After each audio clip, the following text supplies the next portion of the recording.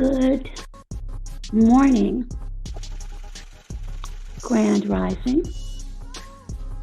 Greetings to one and to all, depending upon where you are on the globe. Carcino for life. Welcome. I know you are probably still going crazy over that football game, but the link is there if you want to chime in. If not, you can leave your comment or share any experiences you may have or have had, indirectly or directly.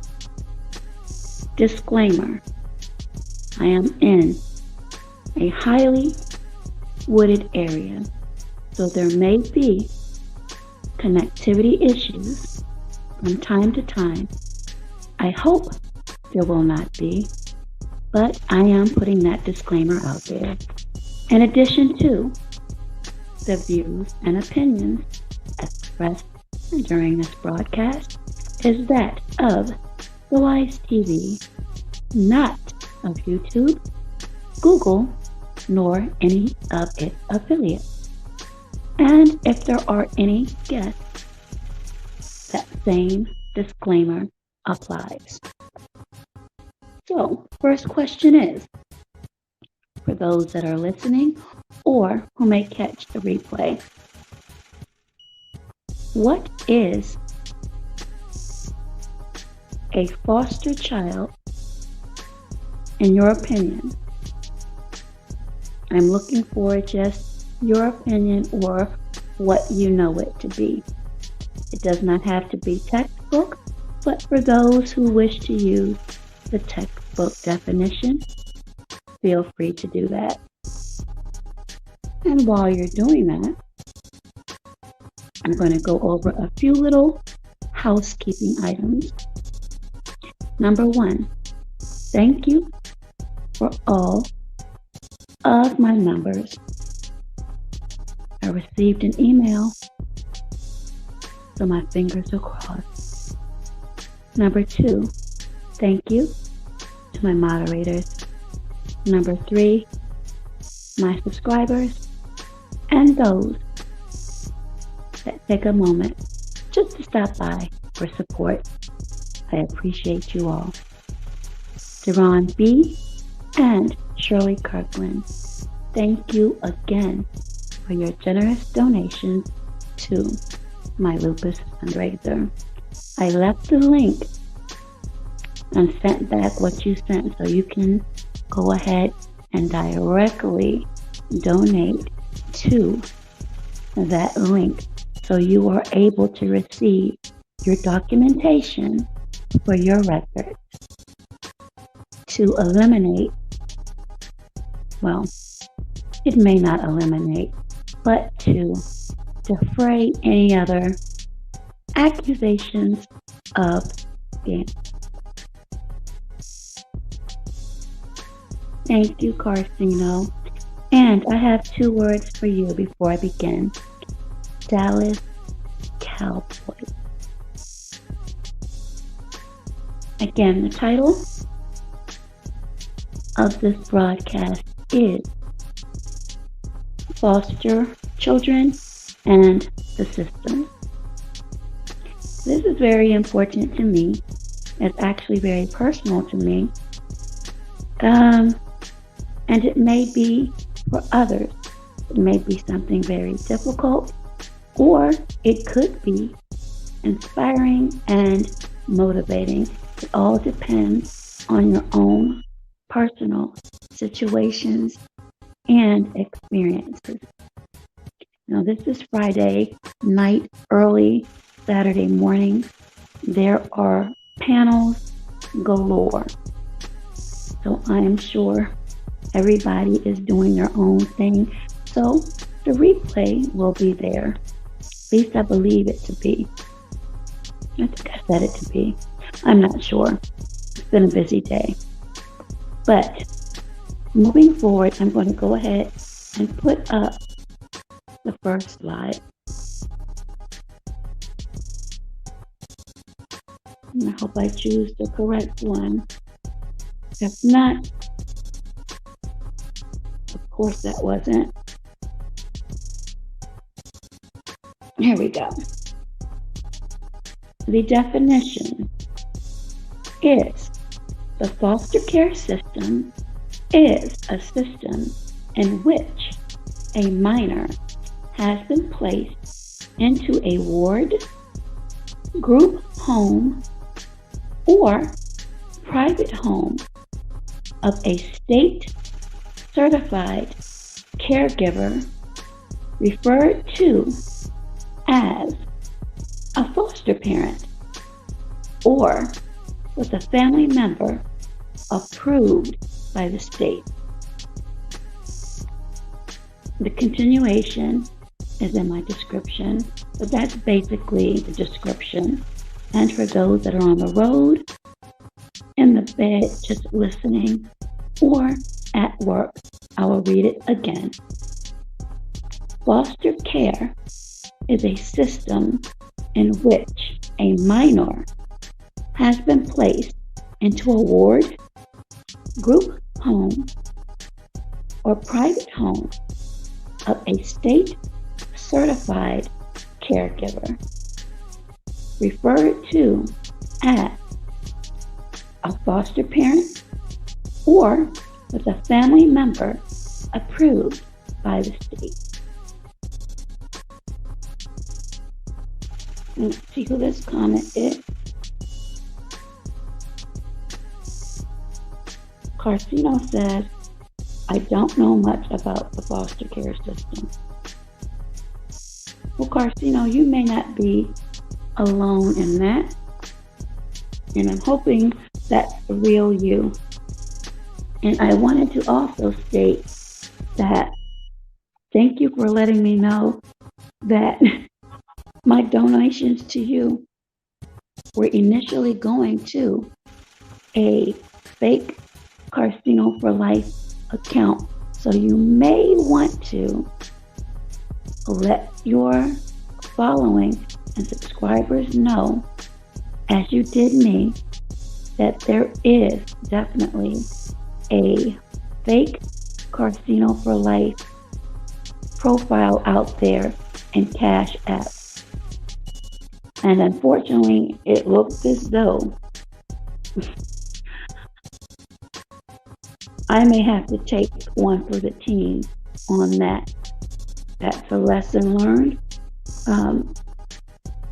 It looked authentic to me until I found out from conversing with you that nope, that wasn't the correct one. So we shall see what happens with that. But little by little, I'm trying to make it right and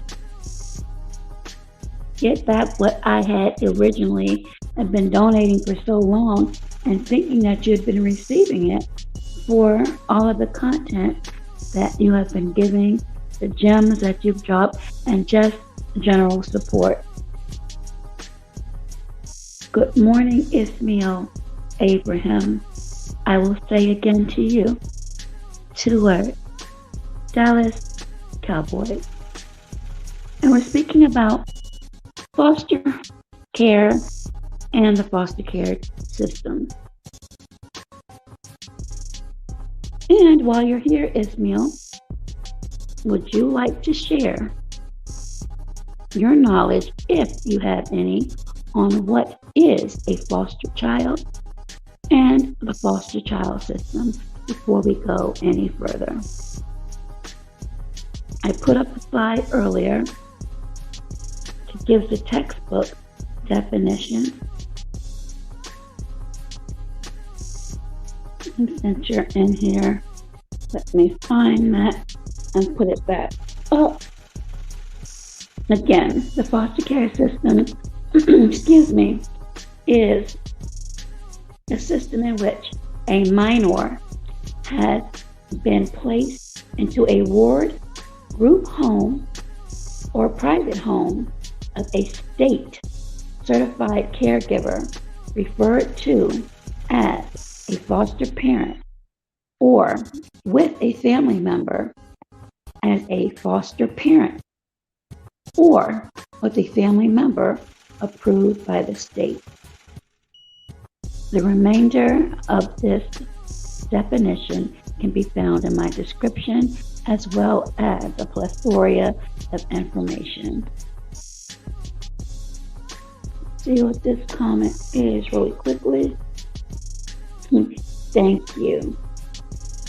So, moving forward, I would like for this to be interactive. I know this is a touchy subject. It may be considered taboo to some because of the stigma. And when I place up a particular photo that may raise some eyebrows, is there anyone out there listening? Only if you feel comfortable has been in the foster care system. If you feel comfortable enough for sharing, the link is there. I'll post it again. If not, guess you're going to have to listen to my raspy voice for a little bit. Hopefully, someone will come up and join. If not, again, it's quite all right. Next slide.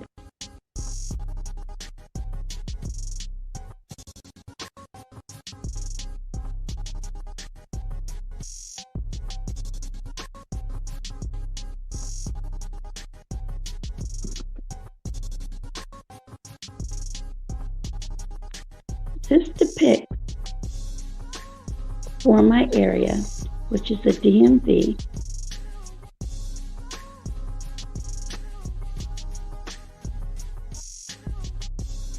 a graph of the ages of children in care.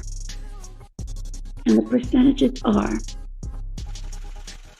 5 years and younger, 34%. The ages of 6 through 12, 24%. And the ages of 13 to 20, 42%.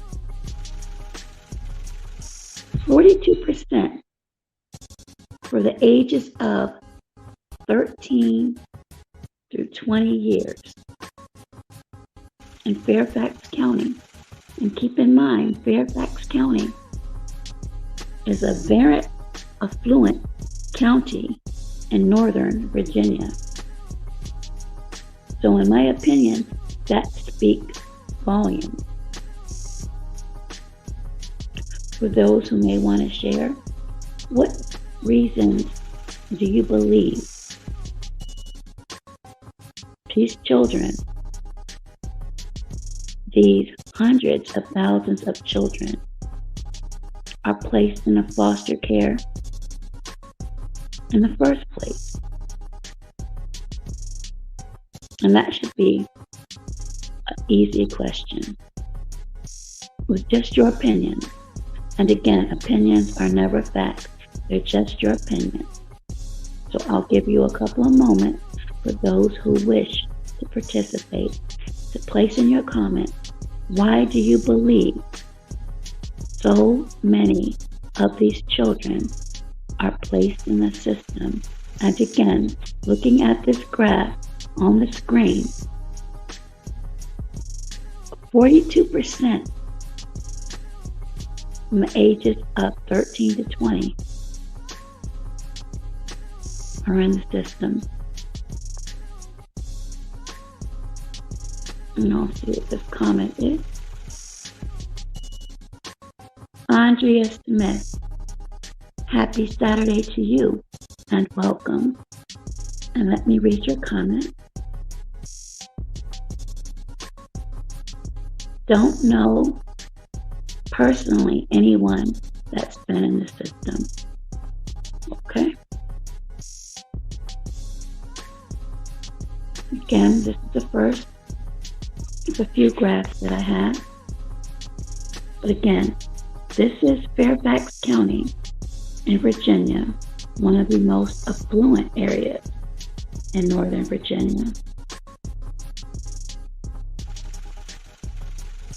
Next graph.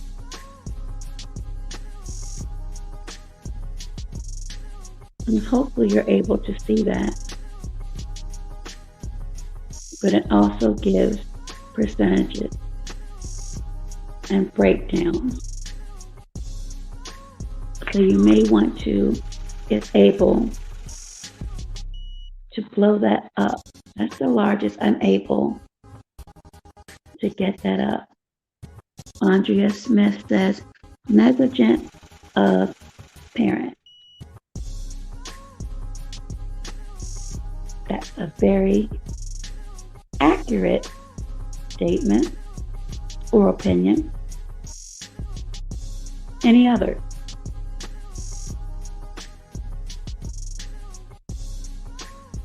Could it be the ages of a parent that's played a factor? Could it be the stigma of having children at a younger age and being concerned about what the neighbors may think or what church folk may think?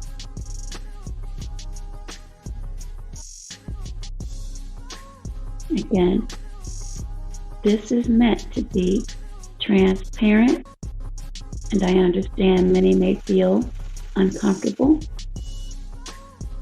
so there's no pressure. And again, if I have to run my mouth throughout this, then I will do just that. Ismail said, Ismail, am I saying your name correctly? I really hate when I do not pronounce names correctly.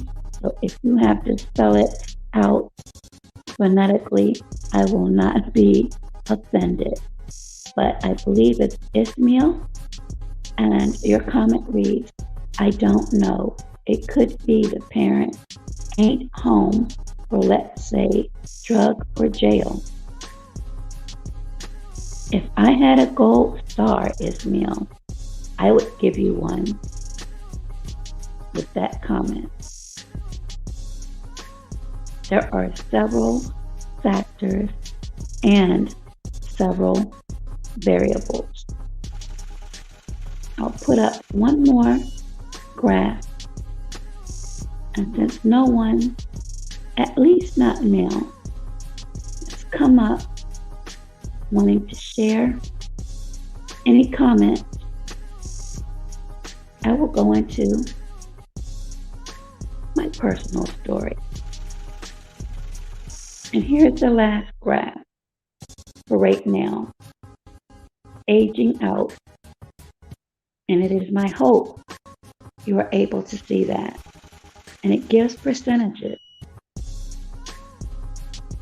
in a positive light and what some may deem to be negative to those, some that have been in the system.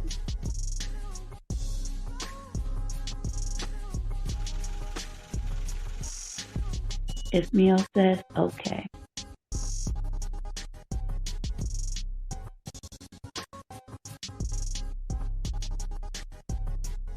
Well, I know for sure that there have been several right here on YouTube that have been in the system. Some, again, may feel uncomfortable, and there have been others that have been very vocal. I sent that out earlier, but they may be doing something else at this time, and that is perfectly clear and understood. I was once in the system. Actually, myself and my younger brother, from the age of 1 year and a half. So 1 year and a half of my life was in the system. And that is because my biological mother and grandmother, more so my grandmother, was, or is rather, old school and cared about the neighbors and the church folk and how it looked to have 3 young children at such a very young age. Now, my oldest brother, who is no longer with us, and make sure, if able, you leave that as a mental pin. He was the golden child. He could do no wrong. But unfortunately, due to the activities of my biological father, that did not end up well. And the irony is, my foster mother, who raised us as a single mother, after her husband passed away, wanted to adopt all of us. But my biological parent, especially my grandmother, she wasn't going to have that. And I feel as though in my heart that had we all been adopted together, my older brother would still be here. Let me read this comment really quickly. Andrea says, nowadays, kids raise themselves. Amen. Being young, not good excuse, was a young mother, had first child 4 months before the 15th birthday. My biological mother was 16. Now granted, she had all of us by the same man and married him. It was the appearance that my grandmother and the stigma she felt that brought raised eyebrows and whispers among the neighbors. And again, as I mentioned, the church-going folk, the folks that would sit on the porch and peer and peep, as my mom would say. And when I say my mom, I'm referring to the only mother that I really know, and that is the one who gave her life selflessly to raise us at the age of 50. I'm 53. So she had just recently retired, and she had a friend who had raised over 30 foster children. She had been given so many awards and accolades for affording these children a chance at life. And quite honestly, and being transparent, had my mom not done the same for us, who knows where the two of us would have been. She also made sure that my younger brother and I were not separated. So again, she went above and beyond to give to strangers, to small children, the opportunity for life.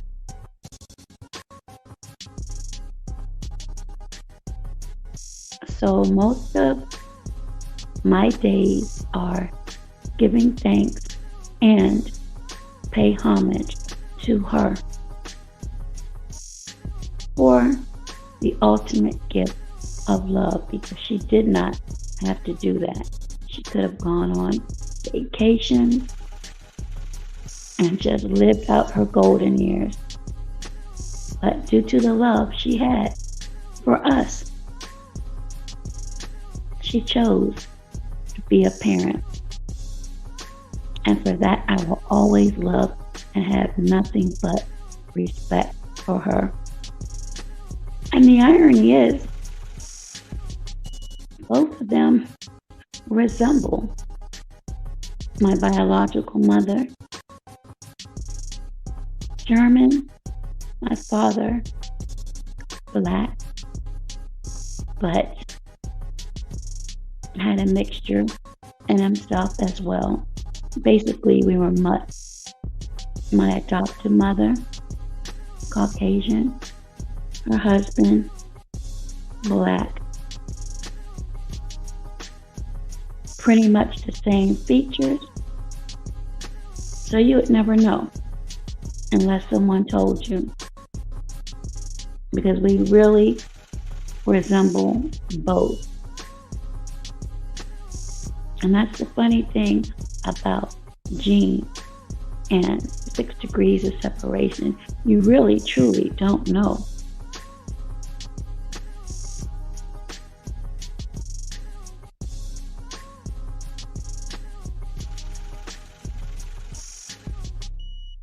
As I mentioned, a year and a half went by, and my brother was, I believe, 9 months. Fortunately, I never experienced, at least not to my recollection, feeling like a pound puppy waiting to be chosen. My memory does not really go back that far. And again, we were extremely young. But I do know that we had to go through a grueling process, more so my mom, in that she was 50. Even though she retired and had the income, being single and divorced at that time, and then her husband passing, there were a lot of bits and pieces of red tape and hoops that she had to go through. And the very last, most difficult hoop was my biological grandmother and biological father, who was a savory individual, if you will. That was a bit of a challenge. But at the end of the day, he decided that he wasn't going to stand and block any blessings or a chance at life. And if it were the best for us to start a new life, then he wasn't going to stop that. And that's basically what happened as far as my situation is concerned. We remained considered as foster for about 3 years. 3 years was the process. And after the final decree, we took on our adopted mother's name. And again, she will always be mom or mama or mother. She's the only mother that I know. I've had conversations with my biological, trying to understand. I don't harbor any resentment. As I grew older and had those conversations, I understood, but at the same time, I looked at my grandmother in a different way. I guess maybe I don't understand what the big deal was, but again, at the same time, back in the day, growing up,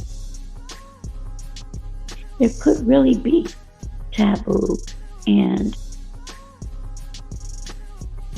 I won't say excommunication, if you will, but it is just of my opinion that people do judge. Certain groups of people judge. And there's stigma attached to quote unquote foster kids. I believe, according to statistics that I just placed up, that the longer you remain in the system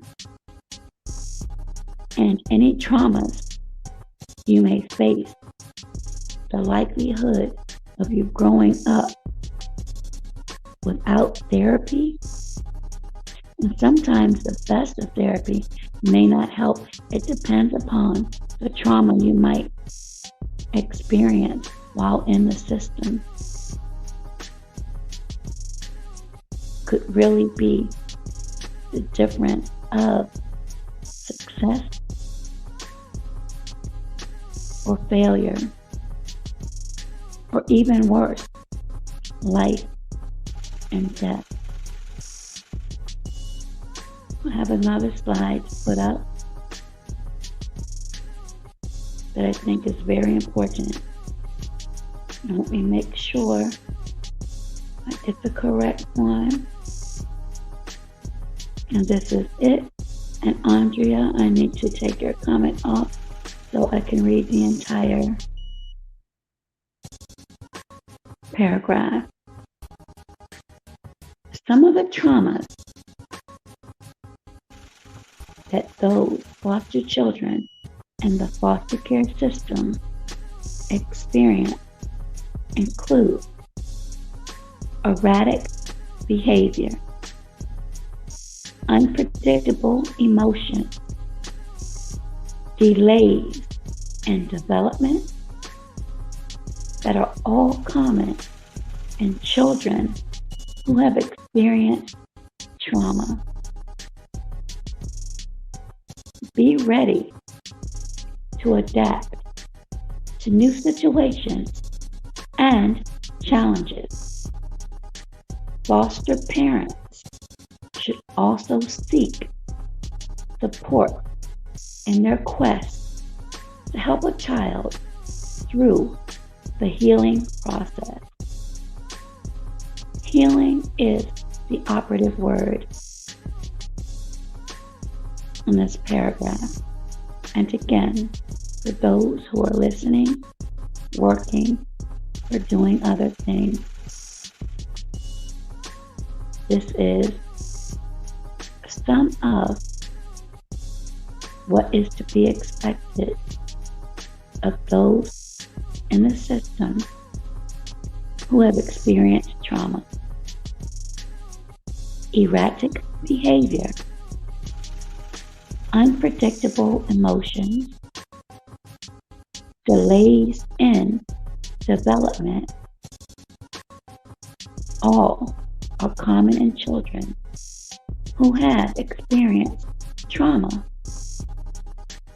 Be ready to adapt to new situations and challenges. Foster parents should also seek support in their quest to help a child through the healing process. Now, trauma, and again, feel free to leave your comments into what type of trauma do you think foster children at any age may experience. And again, I would like for this to be interactive, if possible, for just 40 minutes in. So maybe someone else would like to share. If not, it's totally understandable. And the comment section is there. So again, trauma. In your opinion, what type of trauma do you think foster children could possibly experience when they are placed in the care of another family member, a group home, or with total strangers who the state may deem as suitable? I'll give you guys and gals, women and men, a few minutes to think about that. And again, place your comments, ideas, thoughts. And again, the link is there if anyone would like to share. Or if you are now a foster parent or have adopted someone in the foster care system. And later we'll speak about any of those who wish to share if they have indeed adopted. And what have you experienced? Has it been what you thought it would be? Have you had any challenges? Any regrets? Or has it been the best decision you've made? Again, all comments, thoughts are welcome. I'll give you a few moments to ponder that, and we'll go on to the next slide.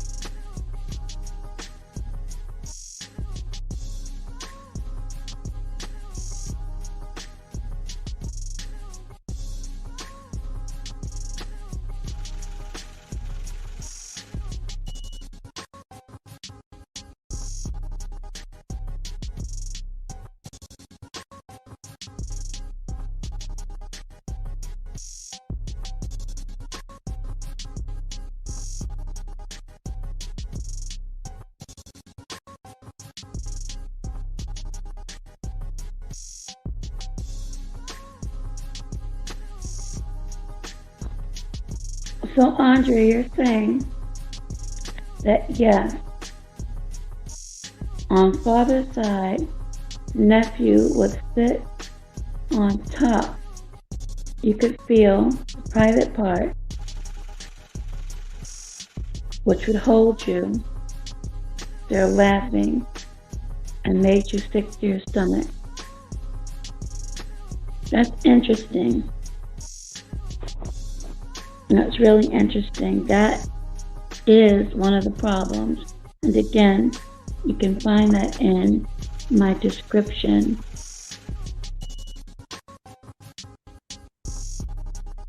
And I put up earlier a graph about discipline, and it is prohibited. And I'm not sure if the law has changed, but in California, it was prohibited that the parent could instill corporal punishment upon foster children.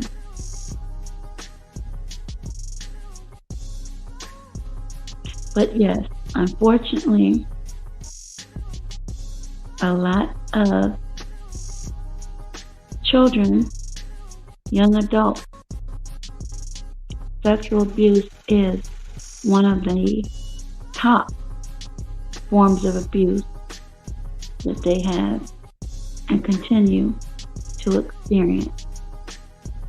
I never understood when my adopted mother, before we were officially adopted and were asked to visit our biological parent, why she always seemed a bit nervous. And it wasn't until later when I found out the reason why she was so nervous. Not so much with my brother, but for me. And it wasn't until I was a little bit older before I found out the reason why. I can recall when we returned home that she would check our clothing. She would smell our hair. Hi there from Facebook. Happy Saturday. Please engage, if you will, by leaving your comment. And again, the link is there. And there may be some uncomfortable topics or sharing. I do believe that sharing and sometimes just talking and knowing that you're not alone helps with the healing process if one indeed is not quite truly healed. Some do well, others do not. But as I was saying, she tried really hard, but the very first thing she would do would be to check our clothing, especially in the southern region. And she would smell our clothing and hair. Now, I never understood that, as I said, as I was young. But as I grew older and we began to have conversations, some of the truths came out. One that I did not know and honestly wish it had remained a secret was some of the actions of my biological father. At that time, I didn't know what, and how can I put this gingerly? I didn't know the difference between regular cigarette smoke and other types of smoke. My mom did. That's why she went into a frenzy every time we came home. And she always used to tease or I'm not putting good clothes on you because you may not bring them back. It was always a running joke, but as I mentioned, as I grew older, I began to understand what her concern was. And after finding out what I wish I didn't know as I grew older, she had absolutely every right to be nervous and uncomfortable, especially as I began to get older, because it wasn't until I was about 8 years old, before the official adoption decree was set in stone. So I don't really have to go into too much detail because my chat is normally critical thinkers and they can figure out pretty much what it is I'm saying with actually not having to say, but her discernment was right on the money. And again, as I mentioned earlier, I had, past tense, an older sibling who was the golden child. And the neighbors nor church members did not look upon having one child as bad as 3 at such a young age. And remember, even though my biological mother and father had us all, it still was not looked upon in a welcoming or approving light.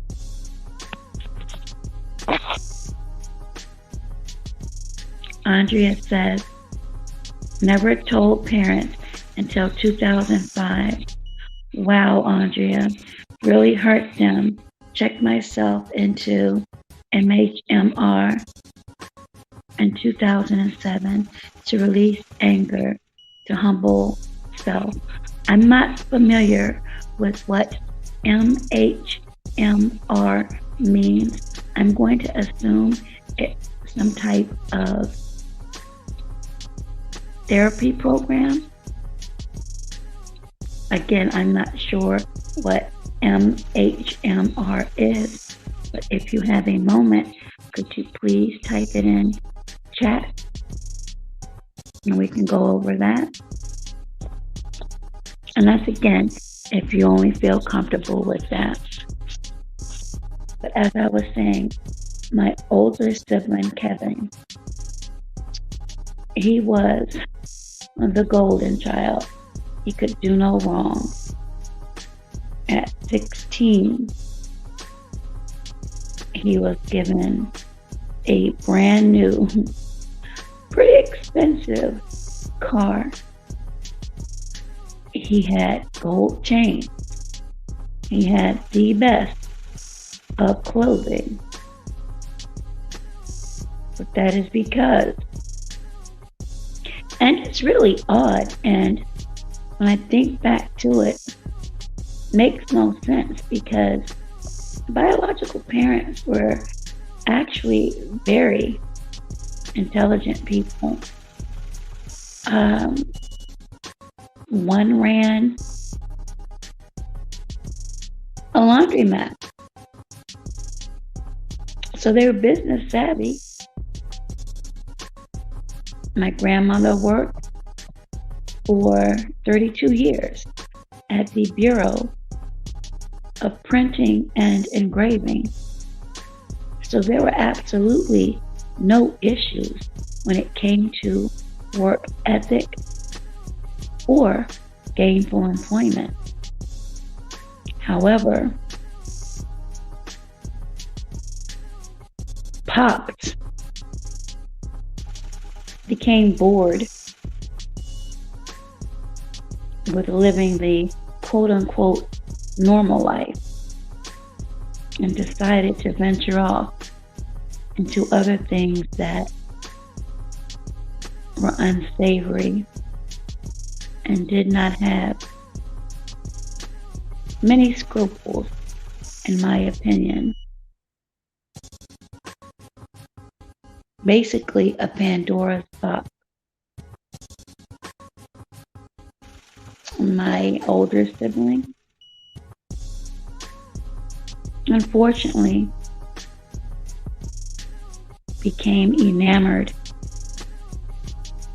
with that lifestyle, that flash, that attention, if you will, from the girls and others in the neighborhood,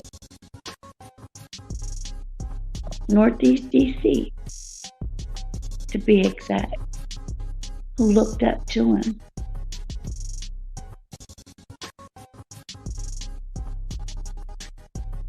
He was considered to be, quote unquote, that guy.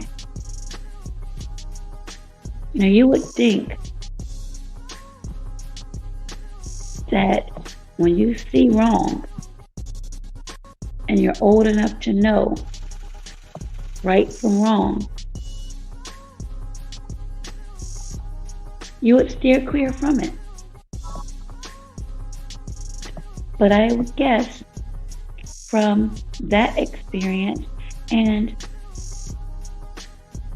growing up and now being in the industry that I'm in and having to be out on the street sometimes, when you touch and see a certain amount of, I'll just say, valuables and currency that you haven't before,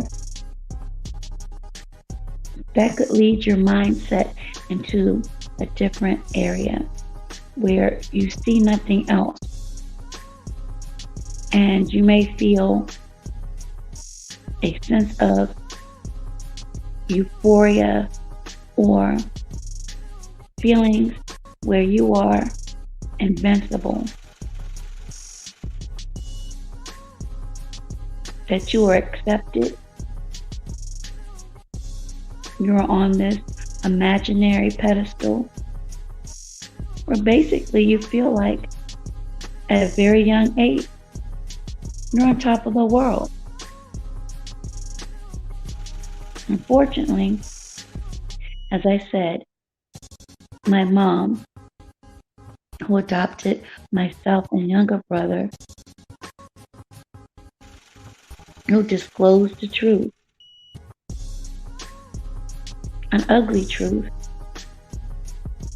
desperately tried to adopt my older brother, but my biological, they weren't having that. My older sibling ended up following behind my biological father's footsteps and wanted to keep up.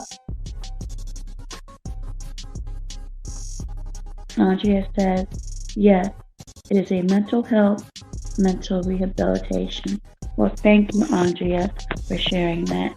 I know that probably took a lot of courage and maybe a little bit of fear, but hopefully that released some of the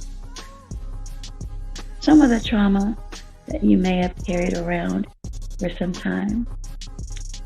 As I was mentioning, my older sibling got caught up in the bling of the lifestyle, and even though he was young, he knew right from wrong. My biological father was extremely slick, or at least he thought he was, because he got away with so much until finally he got caught And of course, my older sibling wanted to carry the baton, where he didn't have to. He did it because he wanted to, and I think he was addicted to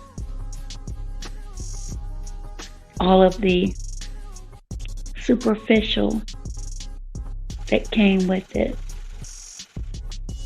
But unfortunately, he didn't look ahead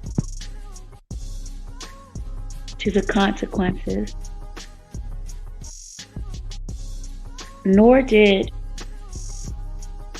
anyone warn him. He began to use product.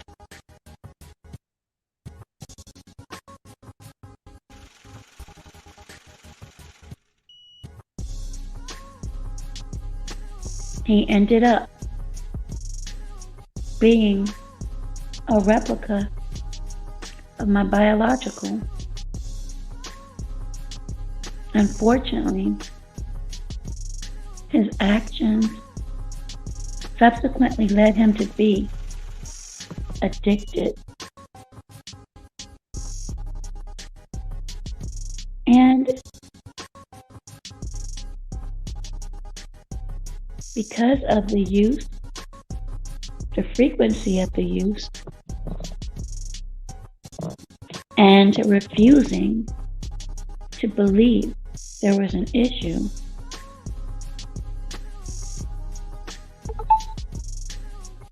ended up with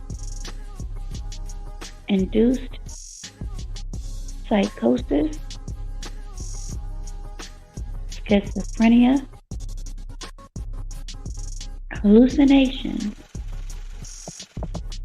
which landed him, if anyone has ever heard of St. Elizabeth's Hospital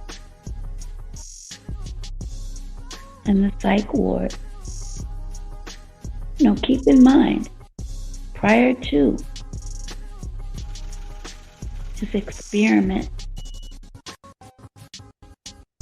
with these items, if you will, very intelligent young man, could have gone very far, but chose what he thought was the easy way.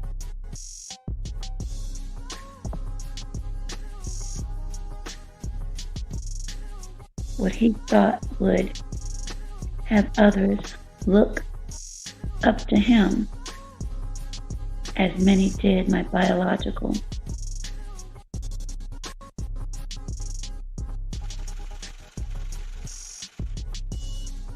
My older sibling ended up becoming diabetic,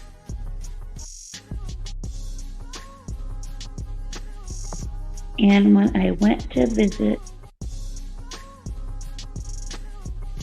and I remember that being one of the most difficult, not the most difficult visit, but one of the most difficult visits. He recognized me, but his brain cells were so far gone, he could barely get my name out. But he knew exactly who I was. And I remember being so very angry at both my biological father and mother for seeing this happen.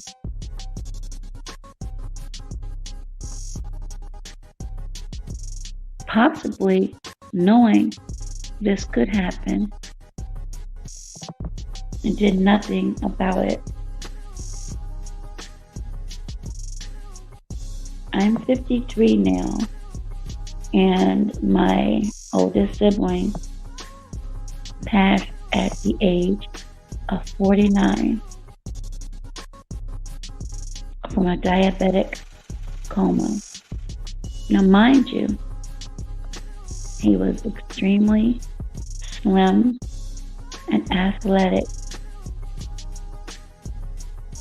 but that lifestyle and addiction that drew him in was the same that took him out.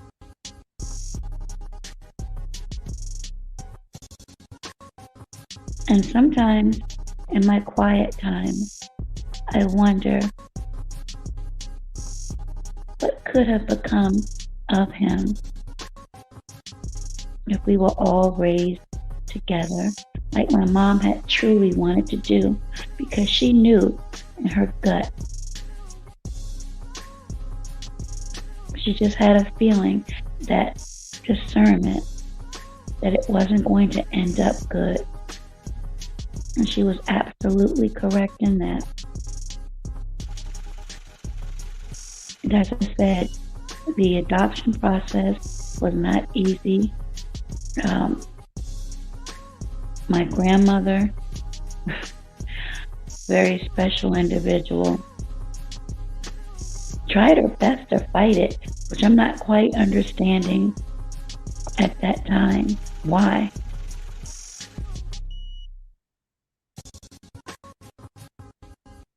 You obviously didn't care for the first year and a half of the life of mine, and then the first 9 months of my brother. But I guess that's where the money facet comes in. And I have a couple of slides to put up about money. Now, of course, there are many stories, and unfortunately, there's truth to many of these stories, that some people, many, and this is really ugly, the ugly part of this, that many of those that enter these programs and apply to foster kids and own it only for the money. And while that sounds dark and cruel, in many cases, it's absolutely the truth. There have been many case studies. You can actually look at the parents and how they dress and keep themselves up. And when you look at the children, you often wonder, the money that is given as a stipend from the state, where is that going? That is for the care and the clothing and the food of the children, not for those to go out and fund their activities.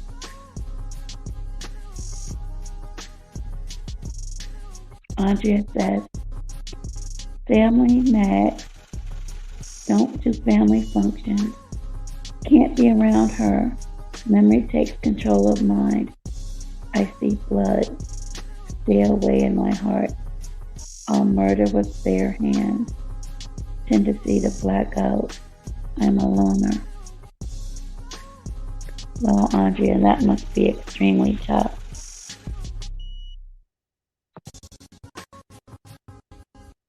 And Andrea, you're absolutely right. Many people are encompassed with greed. And you'll see that many of these people will not only acquire, if you will, 2, but maybe 3 or 4 foster children. And I'm going to put up a quick graph of the stipend and the monies that are involved. And again, comments, feelings, sharing of your experiences are welcome.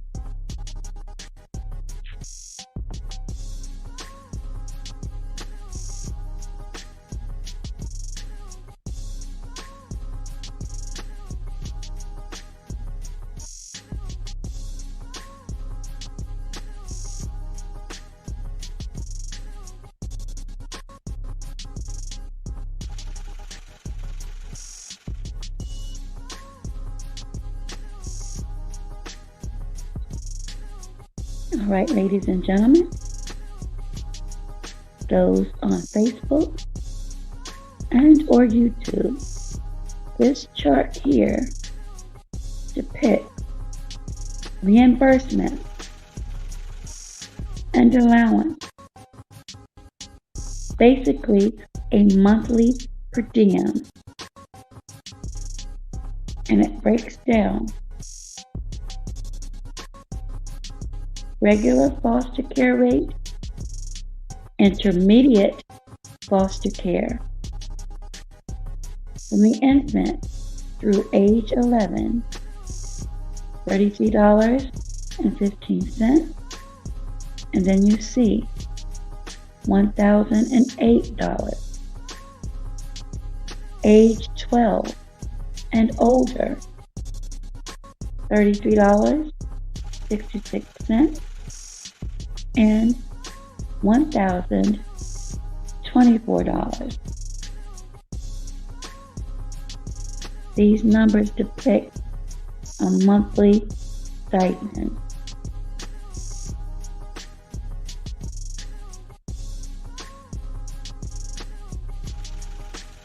Do you know how many women, and I am not pointing the finger, I'm just speaking from experience and my observations,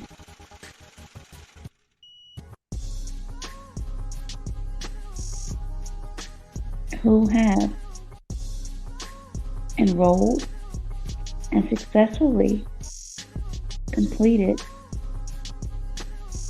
the requirement to become foster parents. However, and some of these agencies and social workers, in my opinion, should have audits, because a lot of these people live in squander.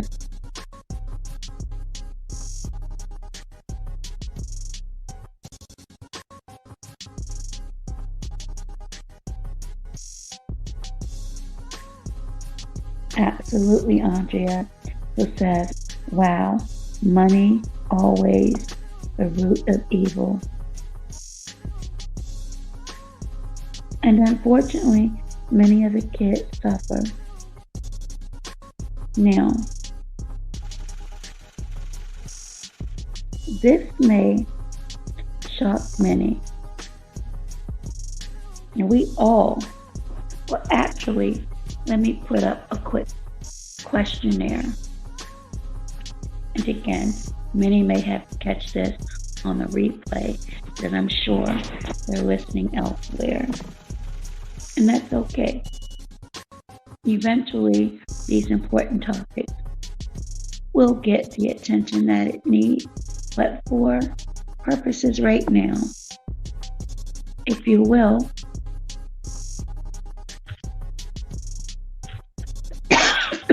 excuse me.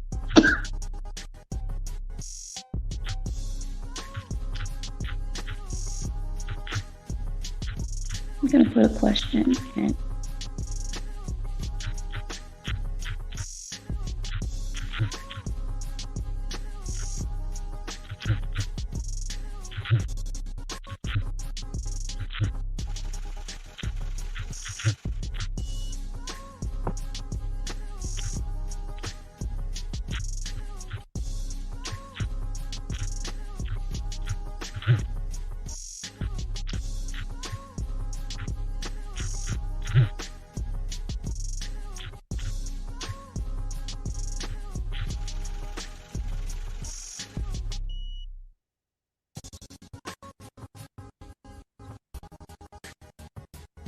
and the question I just posed, and please leave your responses in the comment section, or the link is available. How many of you have heard about the Tiffany Haddish situation? They'll give you a few moments to answer.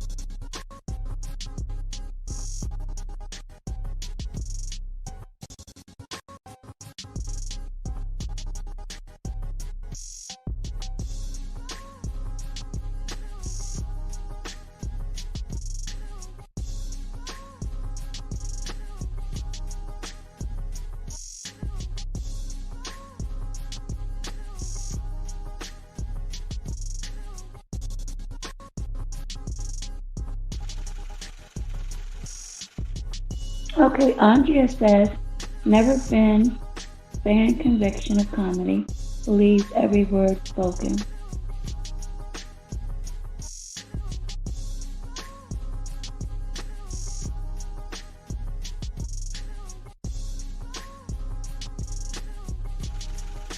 So to delve in a little bit deeper, how do you feel about the story of the skit of Tiffany Haddish and comedian Aries Spears that has been through the airwaves all this week? And again, your comments are welcome, and the link is there for any who may want to join and add their comments live.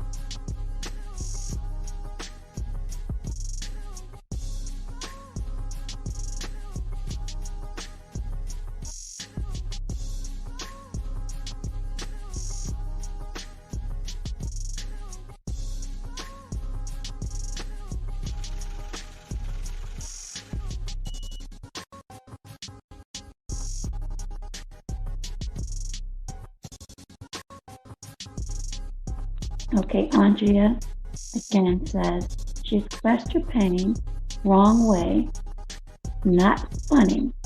He looked like a peach, easily identified through it. And again, my question was, your thoughts on the Tiffany Haddish and Aries Spears story that broke a headline all this week? I asked that question, and I'll give a couple more moments if anyone else would like to add any comments or thoughts before I face up a next photo, because it ties right in to this topic.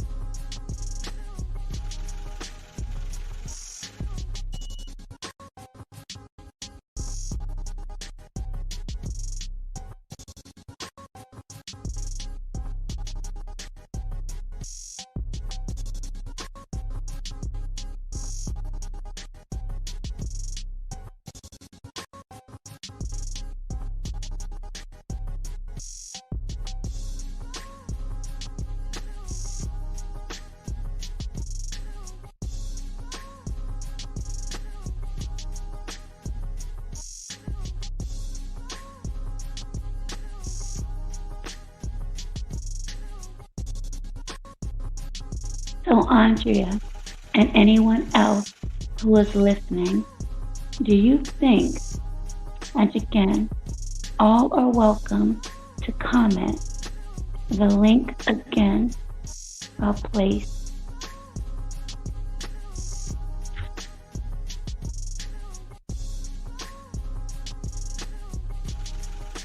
Do Do you think there was something possibly in her childhood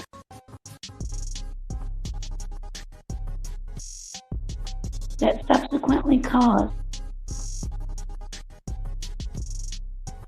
this storyline, this story, and the outrage on side of some, and I'm not going to say a slap on the wrist, but not so much outrage on the side of others.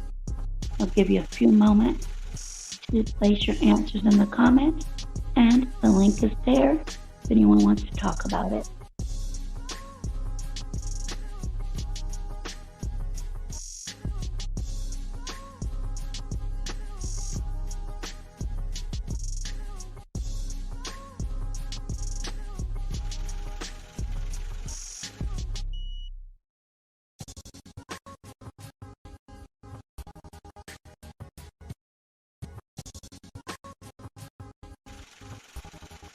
Hi there from Facebook. You are welcome to leave your answers in the comment section as well. And the topic tonight is the foster care system and foster children. Childhood traumas and success stories. All are welcome to leave any thoughts, concerns in the comment section. And for YouTube, the link is there for anyone who would like to come up and share any thoughts you may have. But the last question was, do you think there may have been anything in the past that may have been dormant, or perhaps not, that affected or may have had any bearing on this story that broke about Tiffany Haddish and the Aries Spears gift? I'll give you a few moments to either leave any comments or for any who decide they may want to share by joining the link that is available. I'll give you a couple of moments.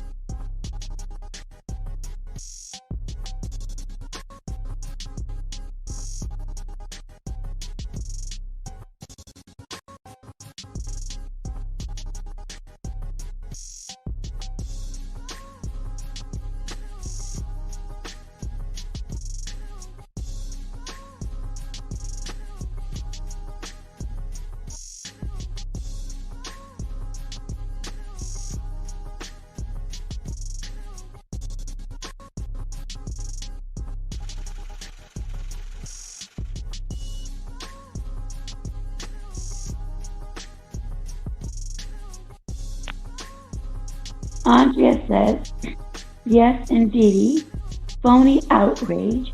They didn't grow up in a household with her only, know her as an adult.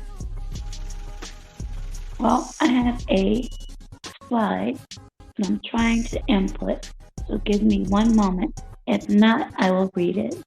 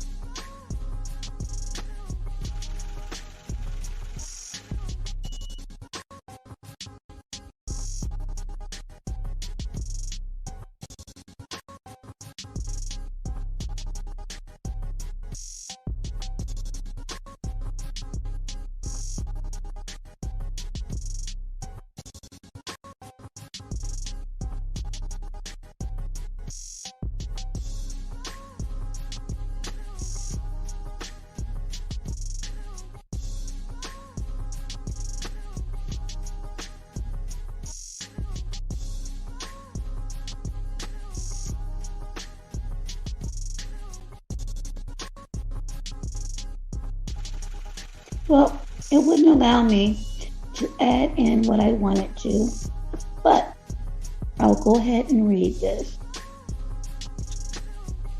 as I place up this photo.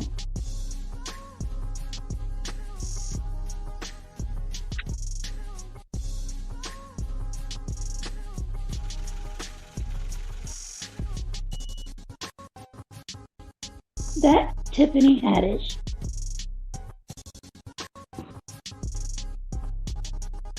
Again, this is a photo of Tiffany Haddish. And here's the excerpt. And I really wish I was able to post this. But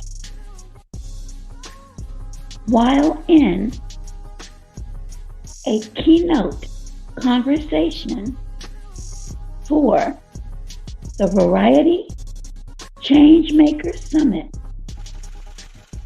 Tiffany Haddish stated, and I quote, "When I was in foster care, I mean, I thought I was going to die there," the actress told the outlet. "I didn't think I would make it to 18. I repeat, Tiffany Haddish spoke openly about her time in foster care while in a keynote conversation for the Variety Changemakers Summit. And I quote, and this is for those that are listening or who may catch the replay. "When I was in foster care, I mean, I thought I was going to die there," the actress told the outlet. "I did not think I would make it to 18. So with that statement, and with the skit that many of us saw,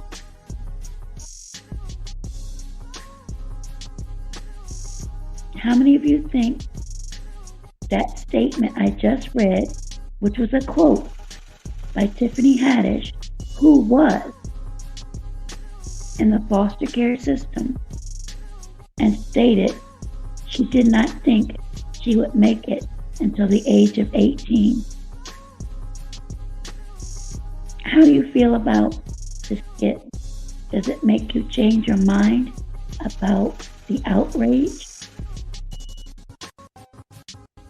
Do you think she experienced trauma that led her to believe, perhaps, and this is just my opinion, that it was just a comedy skit? Or do you think when the skit went from pen to paper and to execution, both she and Aries Spears should have known better? Your thoughts? And again, the link is there on that statement.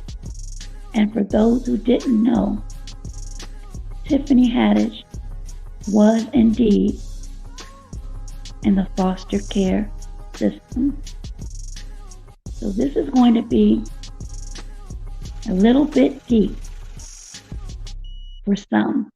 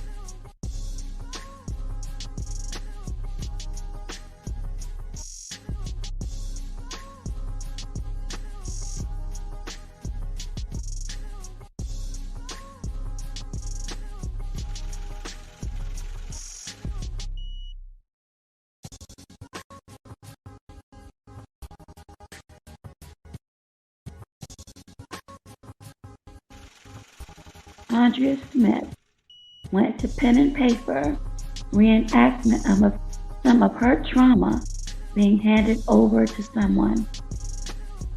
That's a very poignant and important thought.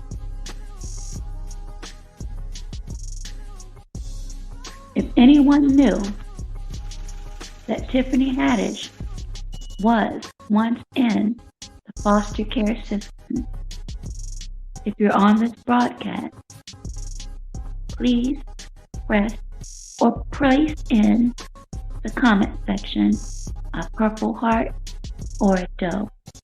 Again, if any of you that are watching, and that includes anyone, this is an open forum. The link is there. If you knew prior to this story breaking that Tiffany Haddish was once in the foster care system, and if you think by her statement that I read earlier that she did not think she would see 18 had anything to do with this infamous skit now, please leave your thoughts in the comment section or share by joining. The link is there. It may have gone up some, so I'll place it again. Because to me, I believe this is very important to know.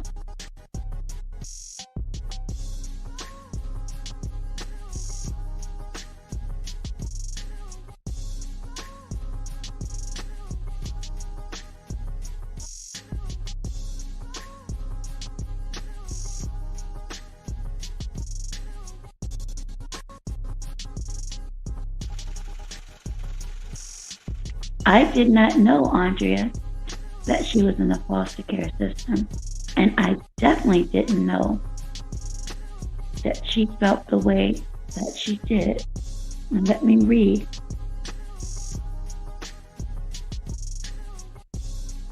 That comment again.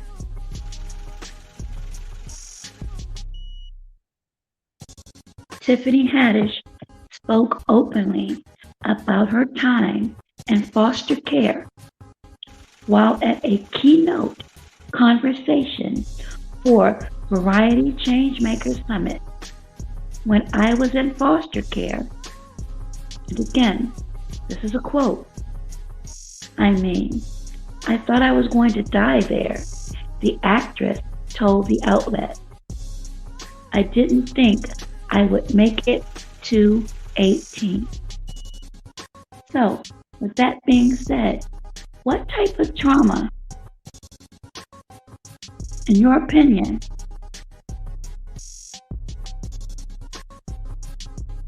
what comes quickly first to your mind? The type of trauma she could have possibly suffered for her to say, and I quote, I didn't think I would make it to 18. We'll give you a few moments to leave any comments. And again, the link is there. And in a few moments, I'll be placing up a couple of other recognizable faces, at least I believe, who too have been in the foster care system. And again, thank you to those who have joined, those that have been engaging. Thank you to those from Facebook and to YouTube as well. I'll give you ample time. Put your thoughts up, and again, the link is there.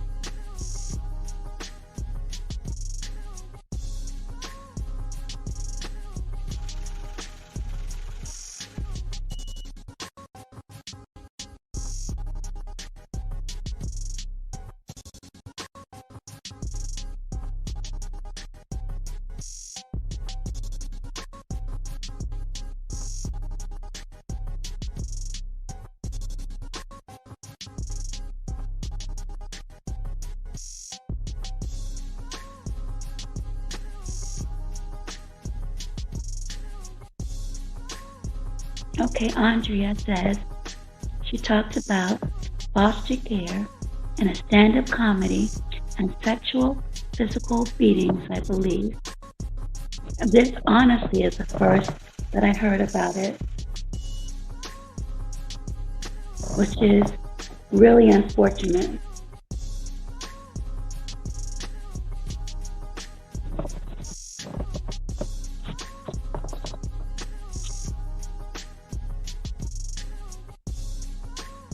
And another excerpt, which can be found in my description, is, and it reads as follows: the foster care system is tasked with protecting the welfare of children suffering from abuse and neglect. However, many children taken from their family are subjected, and Andrea, you just hit the nail on the head. However, many children taken from their families are subjected to sexual abuse and left in a more vulnerable and traumatized state. Several localized studies demonstrate the startling implications and the pervasiveness of sexual abuse in the foster care system.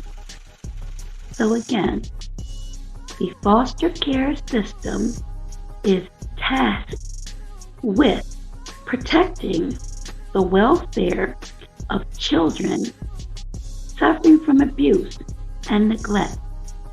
However, many children taken from their families are subjected to sexual abuse and left in a more vulnerable and traumatized state. Several localized studies demonstrate the startling implications of the pervasiveness of sexual abuse in the foster care system. So as it relates to Miss Tiffany Haddish and this skit, any similarities? Any correlations, in your opinion,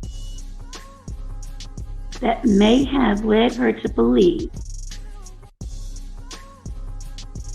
and any of those involved in the project, that there was any comedic value to the skit, or in reference to the excerpt I just read, that many of these children are subjected and left vulnerable to sexual abuse and trauma, had anything to do with her actions as it relates to this skit. And if it will change any actions, albeit criminal, that may be brought forward. Again, your comments are welcome, and the link is there. And I'll give you a few moments to think about that last piece in reference to foster care system, its task, and the hard, hurtful truth that many of these children taken away from their families and how they are subjected to sexual abuse less vulnerable, and in a subsequently traumatized state. Again, your thoughts and opinions, please leave in the comment section, or the link is there if you'd like to discuss further. And all again, these are just opinions and a frank, transparent discussion on foster children and the system.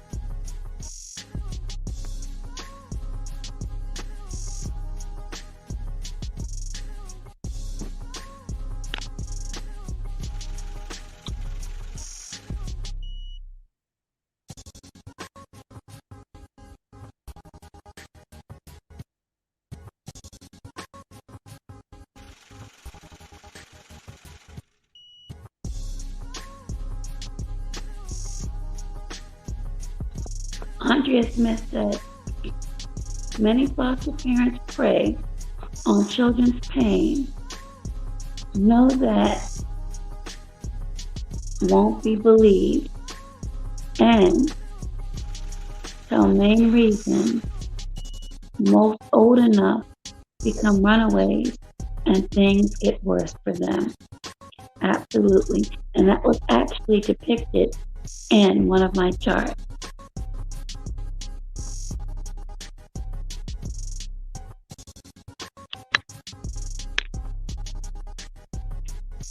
Okay.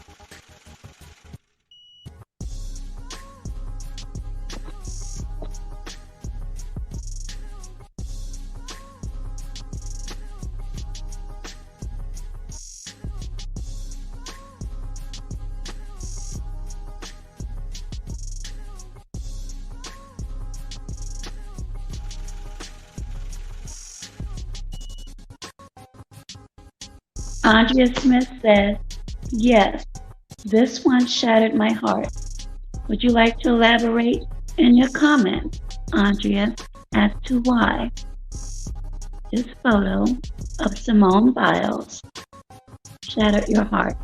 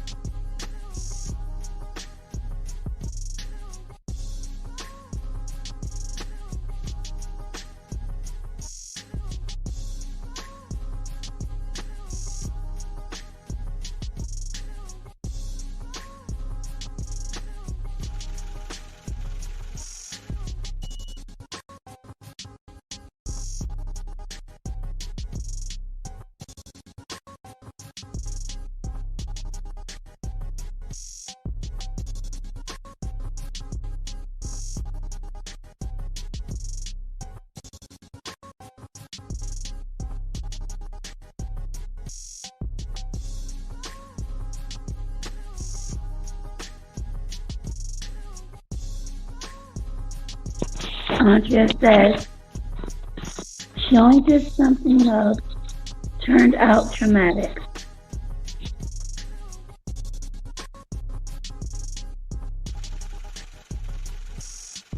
Simone Biles, American gymnast. She too was in the foster care system.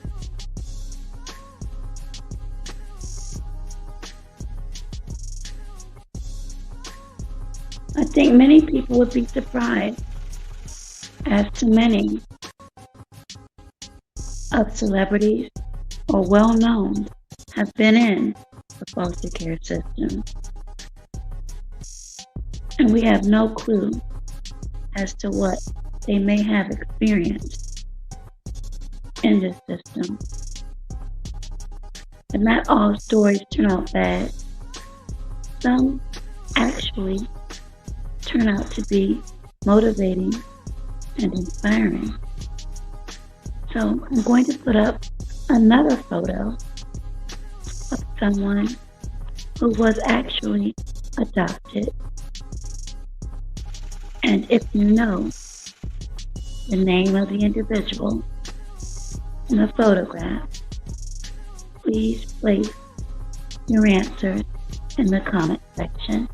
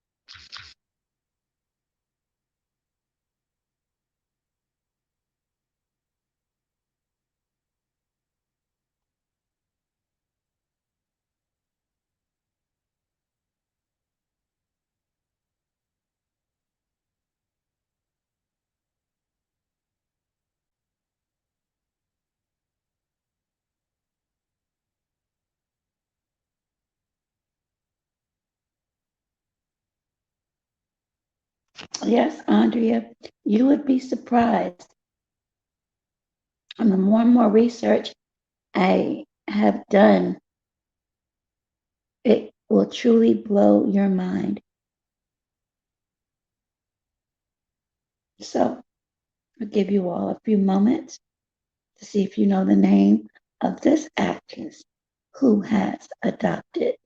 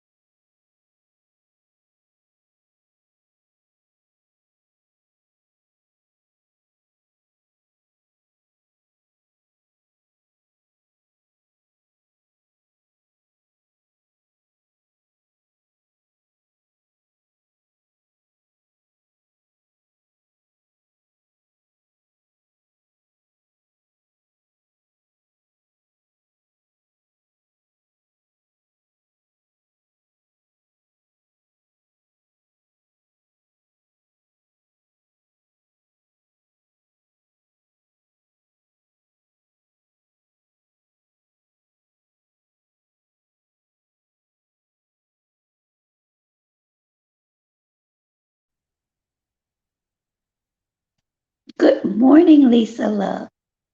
Absolutely. That is Sandra Bullock. And I'm not sure how long you've been in, but we've been talking about foster children and the foster care system. And then we did a segue in to the Tiffany Haddish story that's been on the airwaves the entire week. And now that you're here, did you know that Tiffany Haddish was once in the foster care system? And I read a quote from her earlier where she mentioned that she did not think she would see 18. And my question was, do you think any of the trauma that she could have possibly experienced? And I also read an excerpt that many of those placed into this system, even though the system is there to protect the children, unfortunately, many of them are left vulnerable and facing or who have faced traumatic and or sexual abuse within the system. If you believe that any of these experiences could have led her and Aries Spears to this skit, and if so, and if she never sought counseling, even as an adult, because we do know a lot of situations can lie dormant, if that will give her either a reprieve or leniency, especially for those who are calling for her arrest and or to be canceled. Your thoughts, the link is there. Or if you're more comfortable, you may leave your thoughts and opinions in the comments. And salute to you. Salute to Andrea Smith. Salute to Carcino for Life, who popped in earlier, and to any who may be listening at this time.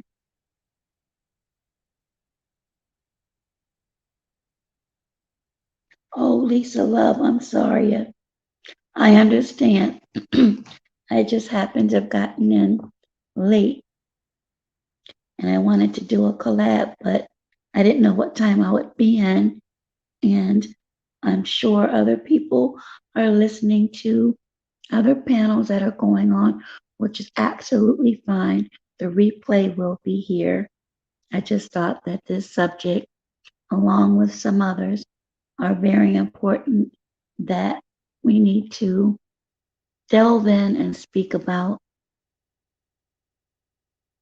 So welcome. And I'll give Lisa a couple of moments to read through and offer any opinions or comments she may have. And I'll drop the link again just in case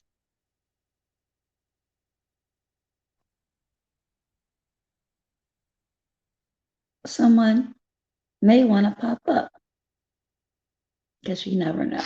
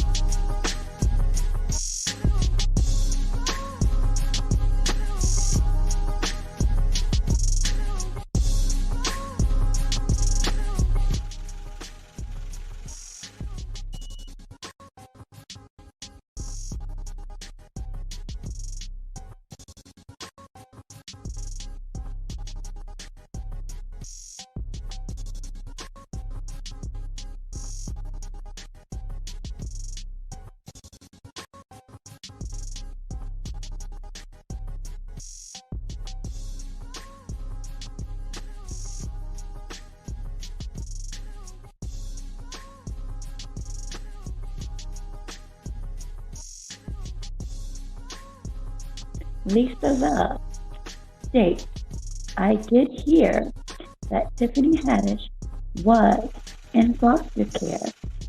I would think because of her experience, whatever may have been, she would have been more mindful of doing that skit, in my opinion. I believe, Lisa Love, many share in your opinion. But playing devil's advocate and knowing that one of her quotes was, she did not know if she would make it out alive or if she would see 18. How deep? And again, I am not sure, but how deep her trauma may have been. Do you think that could have clouded her judgment? And this in no means is giving her a pass whatsoever. So please be clear with that. But I'm just wondering, because trauma affects all of us, in my opinion, in different ways. Do you think she possibly blocked out any trauma? Or if she honestly, for whatever reason, thought that there was absolutely nothing wrong with this,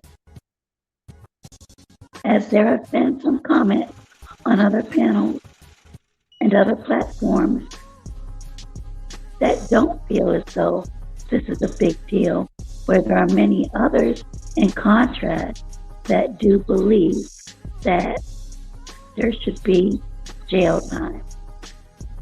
And again, the link is there, comment section is there for any who wish to express their opinions and thoughts.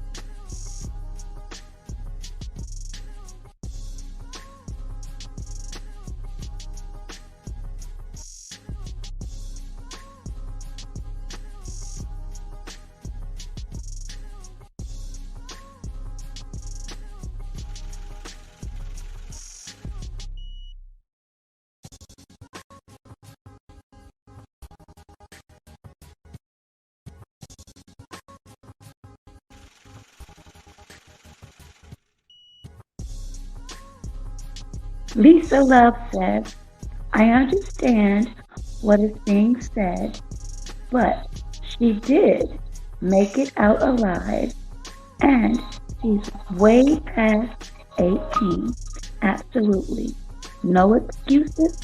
I'm just saying. And yes, that is Angelina Jolie.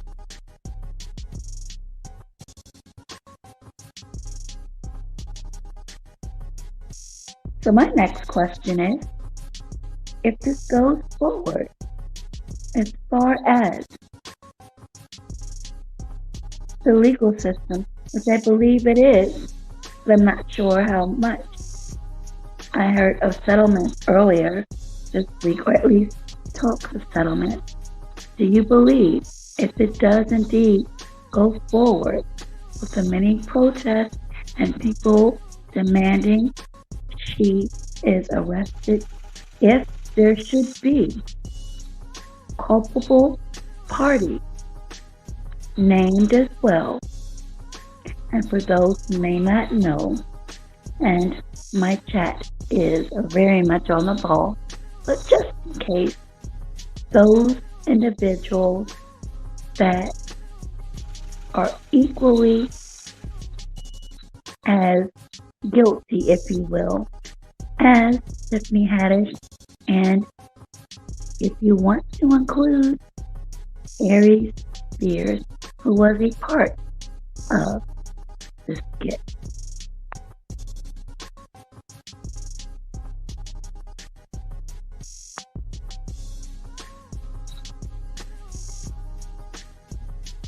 And Andrea and Lisa, if it were placed on your desk, what, in your opinion, and again, these are your opinions, would be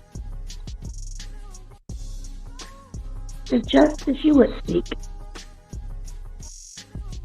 And I'll give you a few moments to place your thoughts in the comments.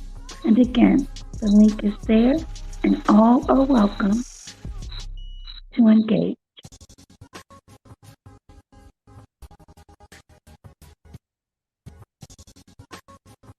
Lisa Love says, yes, Aries Spears, the mother, Tiffany Haddish, and those familiar. That being said, Lisa Love, what type of charges do you believe? And this is just if you feel like sharing, should be levied or at least placed on the table for consideration.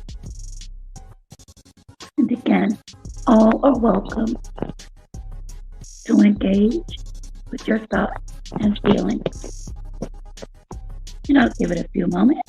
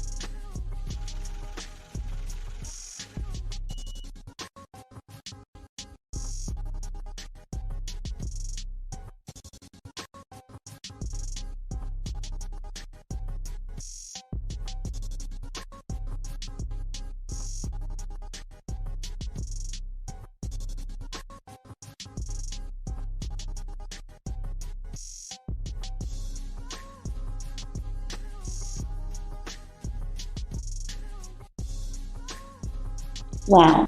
Andrea Smith says, lock them all up. Cameraman to harsh life without parole. Okay, Andrea. And what charges would you, if it were up to you, levy? What charges, if it were up to you, would you levy? And the same thing for Lisa Love and anyone else who would like to offer their opinion. Please leave in the comment section. Lisa Love says, yes, there should be jail time. There is no exception for any adult to knowingly abuse and or molest a child. This should be zero tolerance, in my opinion. Devil's advocate, do you believe, and some of us, and I am not going to go into detail right now, but some of us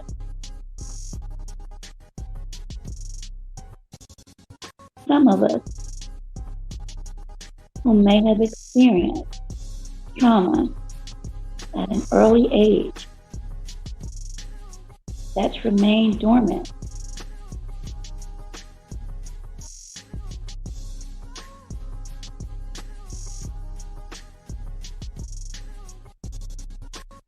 Is it possible? Is it plausible for one to place doubt that because of the trauma Tiffany Haddish experienced during her time in the foster care system, and again, I do not know the extent, nor do I have any idea whatsoever what she may have experienced. Do you believe that if it was severe enough, that there's a possibility that she may not have knowingly thought this kid was abused? Because I have seen many people, many comments state that we've seen much worse. So again, your comments, all comments are welcome.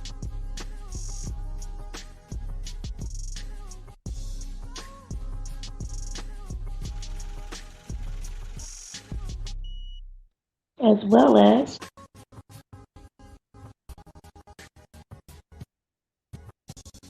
anyone who would like to offer more.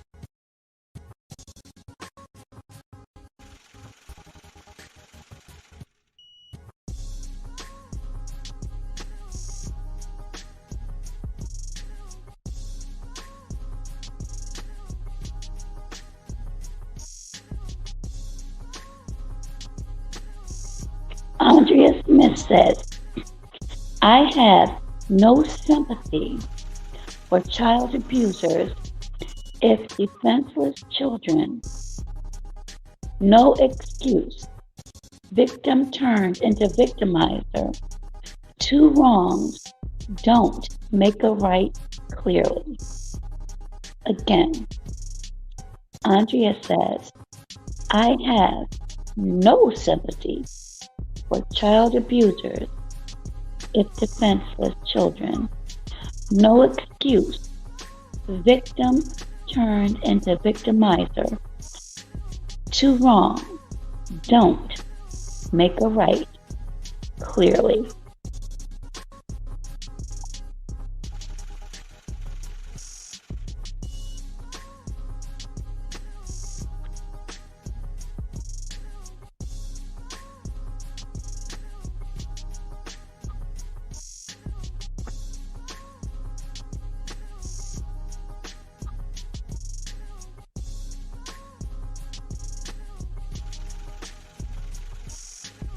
So, in your opinion, what do you believe will happen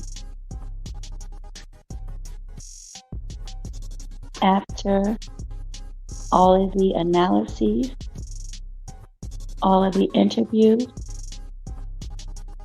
will come of this? Will there be a settlement? I believe there was a settlement offer, but will there be a settlement? Will there be an arrest or arrest?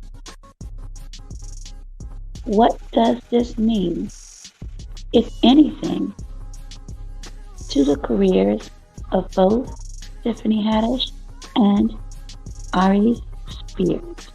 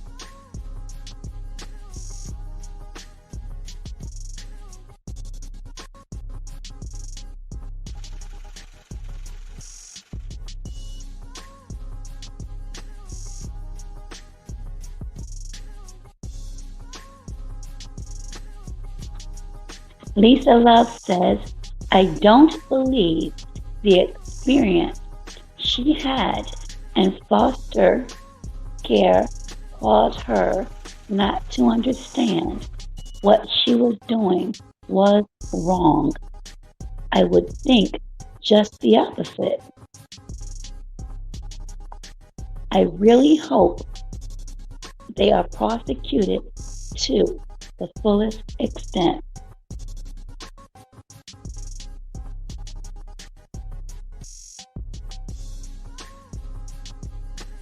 And Lisa Love adds, jail and career jeopardized.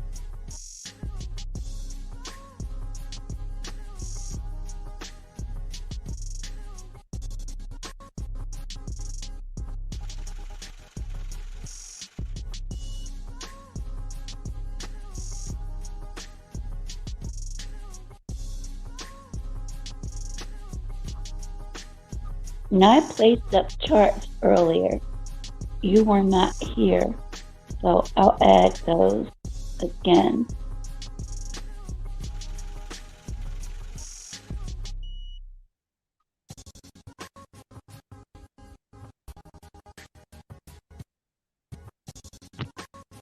Now this is for the state of California in reference to discipline as it relates to foster parents and the subject of discipline.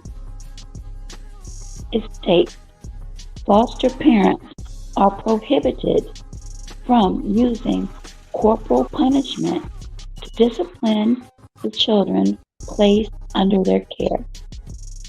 What do you think about that? Andrea Smith says they'll get a slap on the wrist, pay those babies, won't resolve anything, never be forgotten, lock them up, and throw away the key. Seriously.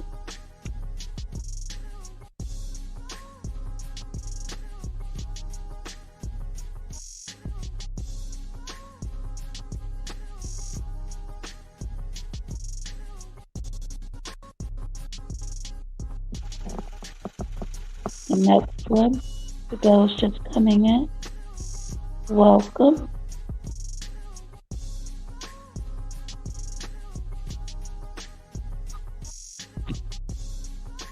And this is just an excerpt.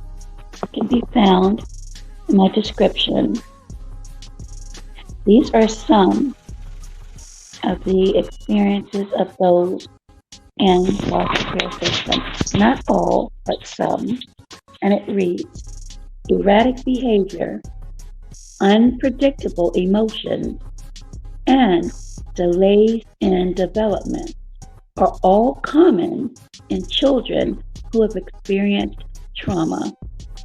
Be ready to adapt to new situations and challenges. Foster parents should always seek support in their quest to help a child through the healing process.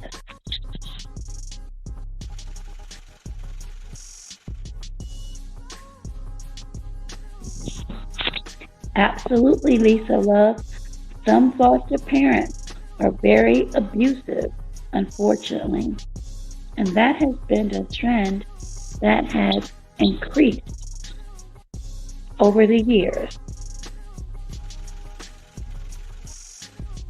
And as Andrea and I discussed earlier, unfortunately, funds or stipends, if you will, or subsidies, if you will, could be a contributing factor.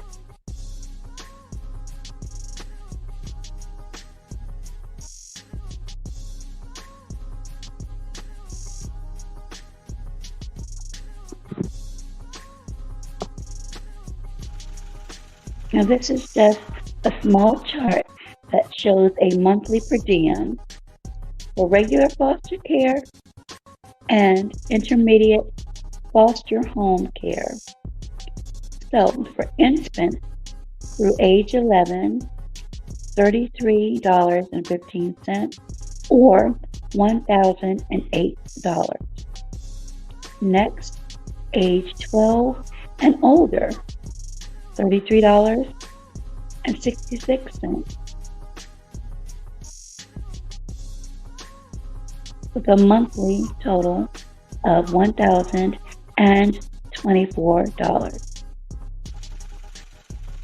$1,024.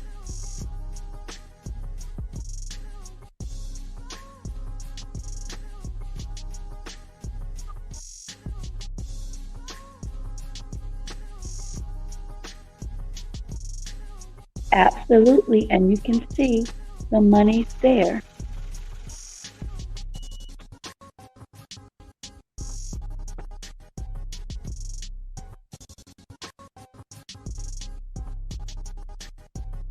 Most are there for the check, not the child. And we've seen and read these stories time and time again. I do not believe, in my opinion, many audits are done because I know and I've heard, but I'm going to go with what I know. Even those that have been approved for these programs and bring into their home 2 or 3 foster children, they still live in squalor.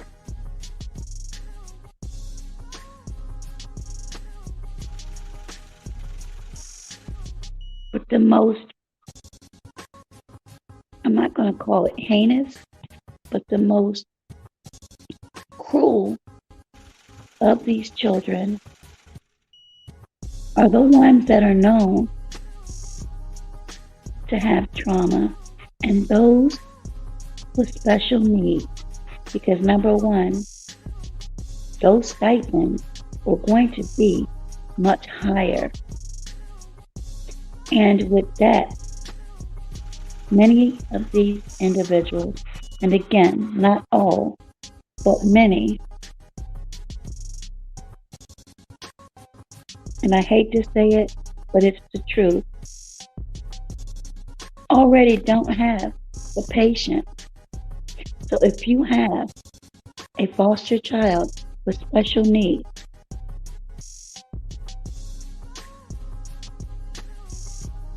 those stipends are going to be much higher.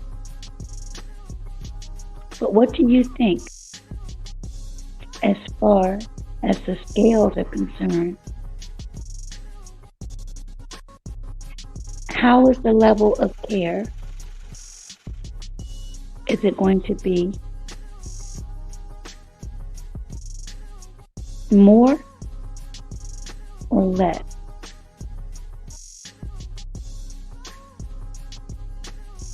I've been to these homes, big, beautiful homes,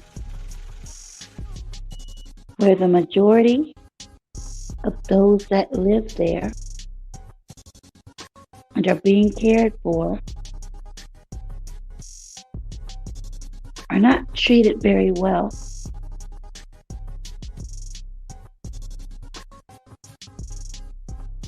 Their clothes have been mediocre, and their meals have not been the healthiest.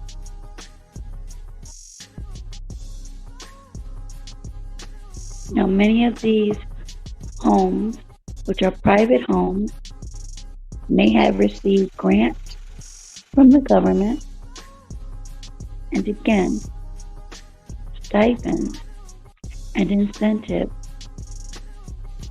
and payouts to care for these children.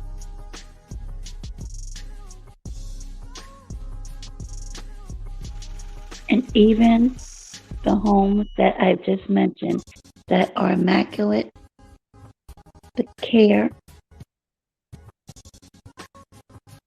the individual time,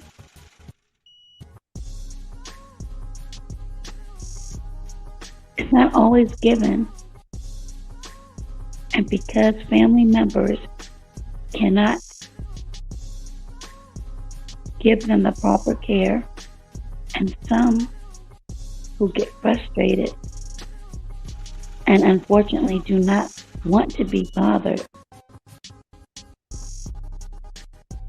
drop them off.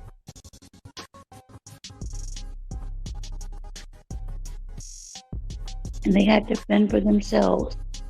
Many of them cannot speak, they can only make sounds.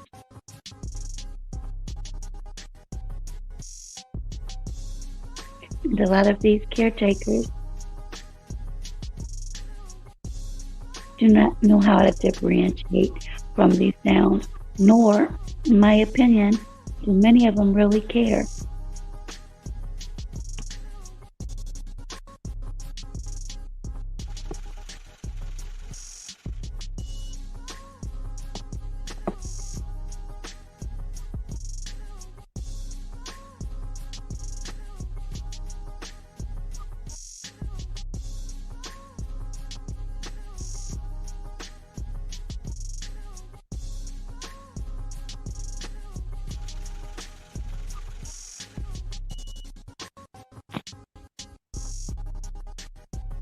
So as I mentioned earlier, not all cases of those in foster care systems turn out to be bad stories. There are awesome stories of those that beat the odds, that have navigated through the obstacles, and have been both motivating and inspiring.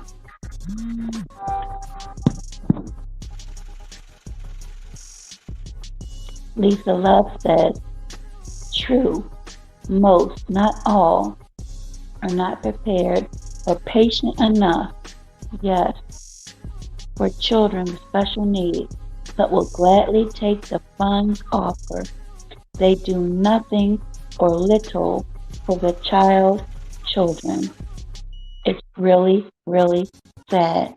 Lisa Love, you are absolutely right. I did a video, and I'll post it again, where there was a really sad case where I had to go on location and film the scene. And the only thing I had to take pictures of was the pool, a basketball, the sauna area, clothing, the length of the pool, and distance from the home. A gentleman who appeared to be extremely kind, who I had to interview, who took in a special needs child who loved the water, and they had just moved into this beautiful home with a pristine pool and sauna. Everybody was inside, preparing for an upcoming housewarming. They were still getting things together in the home, but as the story goes, and what was told to me, and he seemed sincere, but it may have been too much. He had already 3 other special needs kids.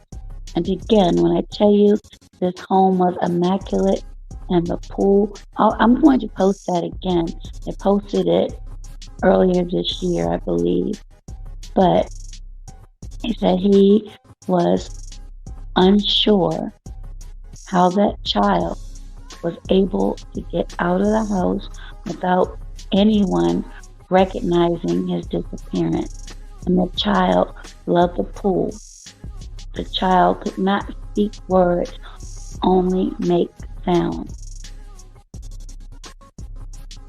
Maybe 15-20 minutes had passed, and someone noticed that the little child wasn't downstairs with the older one. And he said he knows specifically the outer door was locked. Somehow or another, that child, who was 4 years old, who loved the water, was able to get out of that door, which, from the distance of the doorknob and the height of this little boy, because he had not developed all the way, was able to get out and get into the pool. And they couldn't find him at first. They didn't know if he had wandered off. And in this part of Maryland, it's very woodsy. And those interviewed said that there was no way he would have wandered off.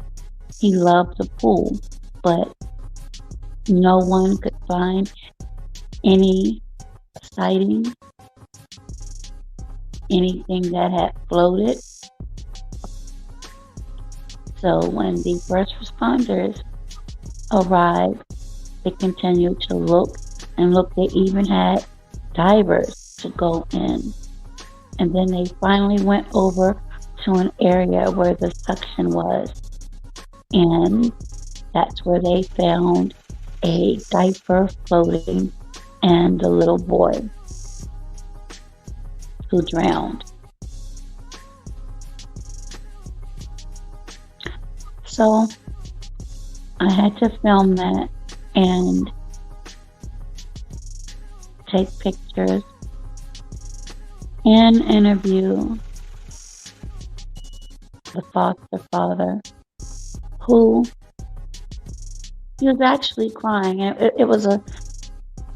that's part of this particular entrepreneur job that I absolutely loathe, because I believe I have a good judge of character, and I honestly believe that was truly an accident. But unfortunately, that accident resulted in the death of that child, and Child Protective Services came immediately and removed the other children from the home. Absolutely, Lisa Love. So when I say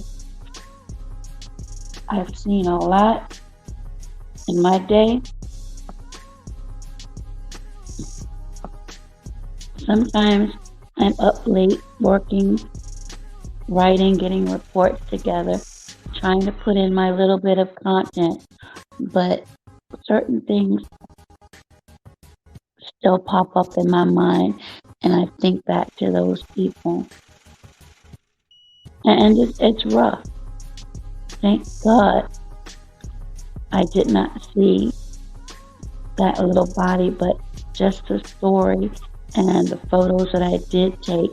And when I first saw the little basketball, which happened to belong to him, I got a little bit emotional, but I know I needed to stay on my square and get the footage that was needed.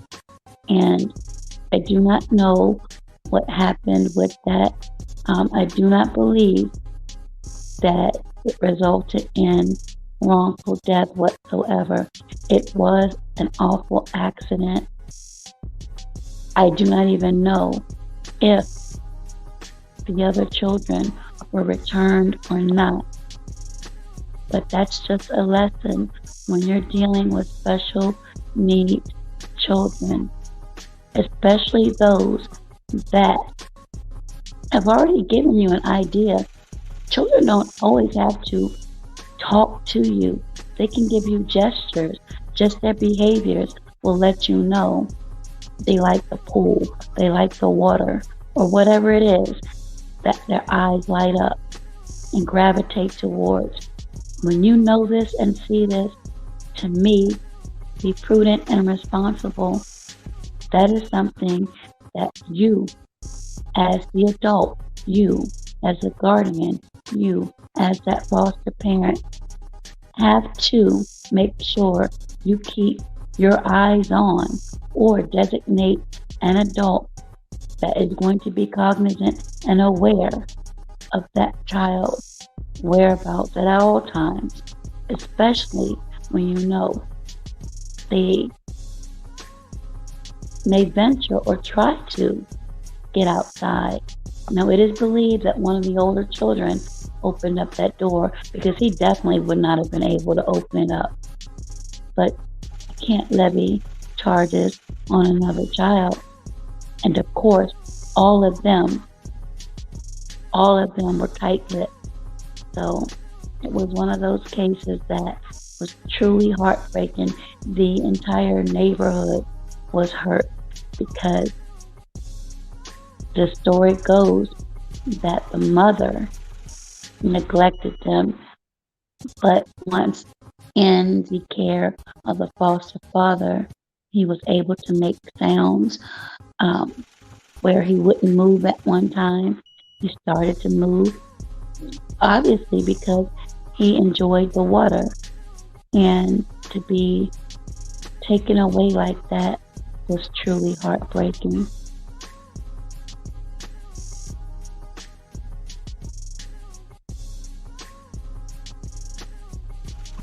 Yes, Lisa Love, it's truly heartbreaking. Yes, he was, for all intents and purposes, a baby. Even though he was older, his mind had not grown that much. He was coming around. According to all of the stories and the interview, he was definitely coming around. But unfortunately, the love of the pool and that supervision that was needed because of his special needs was not there at that time. Oh, thank you, Lisa. It's, again, something that I have to do. It's one of the unpleasantries, but it needed to be done. Andrea says, neglectful, my brother sleep, walked my mother, found him sleeping. Oh my God, found him sleeping in the street with several locks up high where he couldn't reach them. Oh my God, Andrea.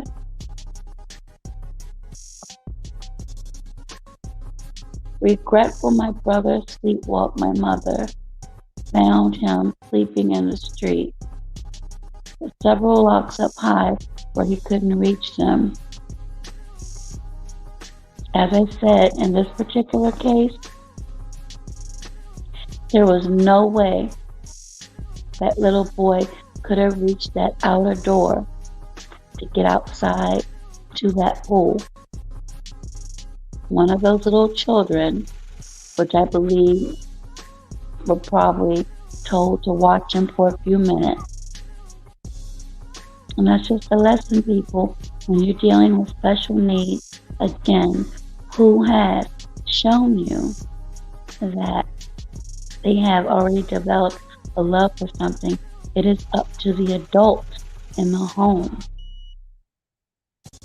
You cannot place the onus on other children, even if they're older, even if they're at the learning levels they should be.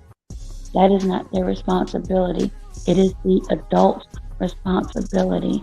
And unfortunately, because just a few minutes passed before an adult noticed that he had disappeared, was the difference between life and death.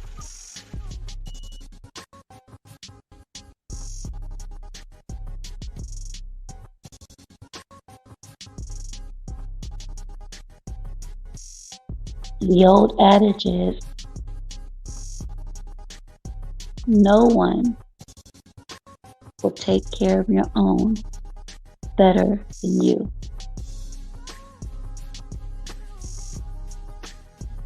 No, Lisa Love, you cannot have children watching children. But unfortunately, in these days and times, and also back then, they do, because of the economy, because of lack of funds, because people need to eat, because people need clothing, because people need medicine. There are many with allergies where they need, I believe it's called the EpiPen. And depending upon your insurance, if you have insurance, none of the aforementioned are free. So what do? There are only but so many programs and grants available. And some of them, in my opinion, just by studying and researching them, some of the prerequisites and qualifiers, in my opinion, are so far left. Some who truly need the help can't even get called in for an interview because they don't qualify. But then you have those with no scruples and know how to work the system, or know someone within the system,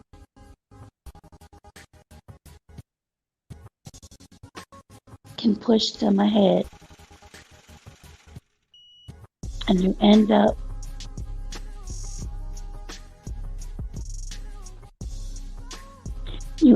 with neglect and abuse that some unfortunately carry into adulthood.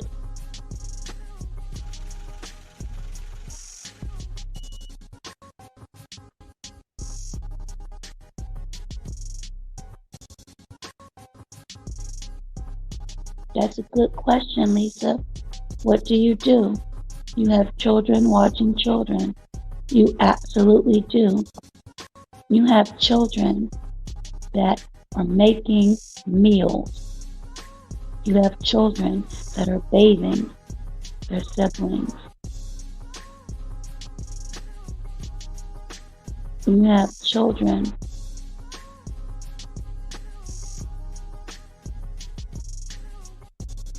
taking care of children.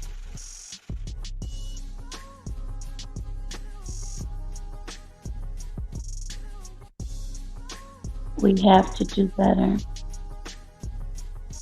Those in the foster care system, in my opinion, need to be evaluated. Those with these degrees, those social workers, those who are supposed to be experts in interpersonal skills, those truly trained in the areas of children with special needs, and when they need to be placed into the guidance and care of other family members deemed by the state, or in group homes, which to me is just a nightmare, or possibly strangers.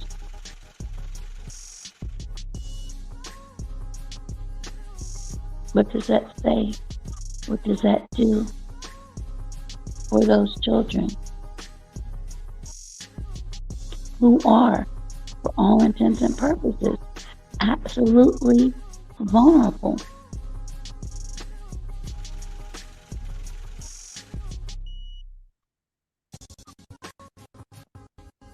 Absolutely, Lisa Love. It's a vicious cycle, and it's a systemic cycle.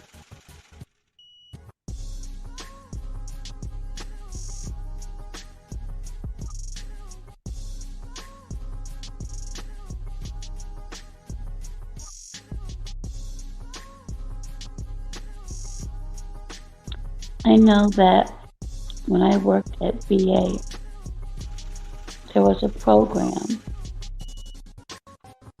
almost a wellness program, where every week a representative would have to go out to a certain home where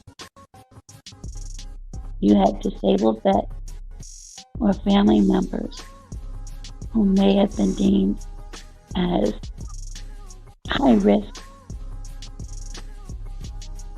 They would have to go to make sure that the care they was receiving followed every guideline and protocol. A lot of people contract out home health care agencies and aides. There were so many cases that came where a lot of these businesses were not licensed. And a lot of these home healthcare aides, they too were not licensed. They had the credentials, absolutely, but they were not licensed. See, that's what many people fail to realize. You can have a document that looks 100% authentic. Do you realize, or have you ever heard of diploma mills or certificate mills? Those are underground or dark market shenanigan behavior, if you will.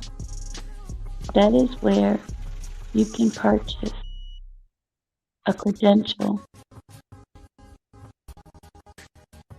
and it can be, depending upon how good the individual is, be passed through and placed in your place of employment or business.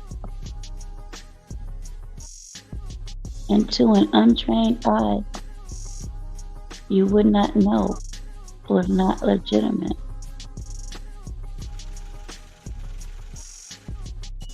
Many of those cases were found through tips and, again,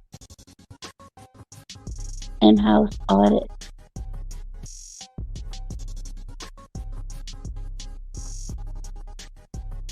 Unscheduled, because you know when you schedule, you give people ample time to tidy up.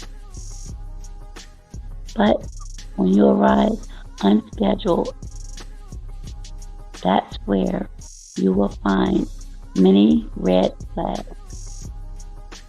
And a lot of these homes, which did business inside the home, were shut down and fines levied.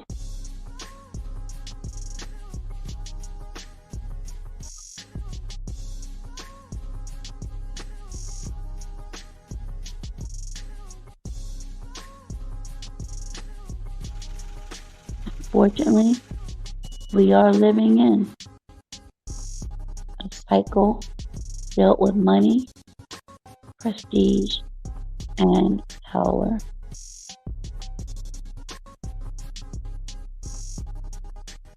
So many people get enamored with glitz and the glam, despite the stories of certain rituals. Some sacrifices. Some may get fed up.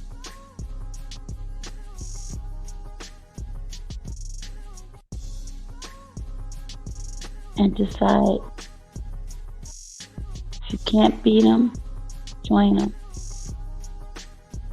And to me, and this is just, again, my personal opinion,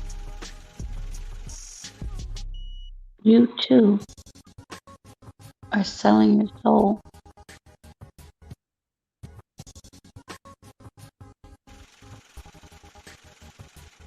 You're selling your soul. And once you do that, there's really no turning back. Because once you do, even more chaos will come to your life. And those are facts. Look around. Just read some of the entertainment blogs.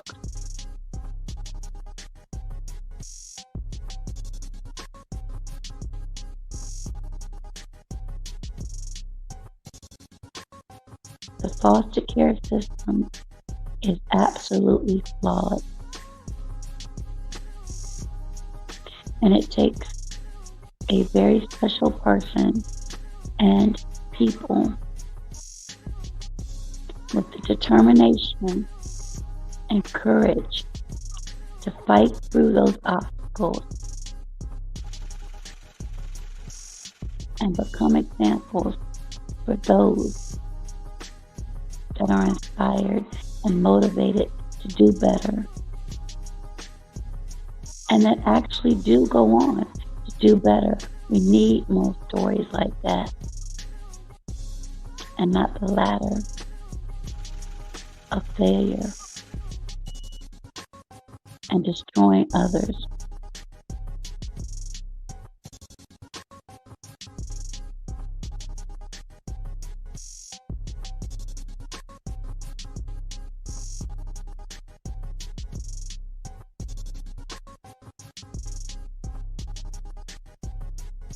Andrea Smith said, true, for CNA state would pop up at nursing homes, find them when family called. Absolutely, Andrea Smith. They made no bones about it. And that's just the thing. You cannot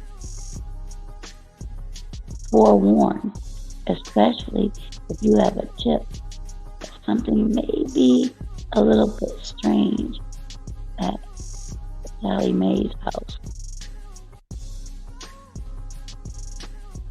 Document, you film, and stay within your purview, and you'd be surprised of what you find.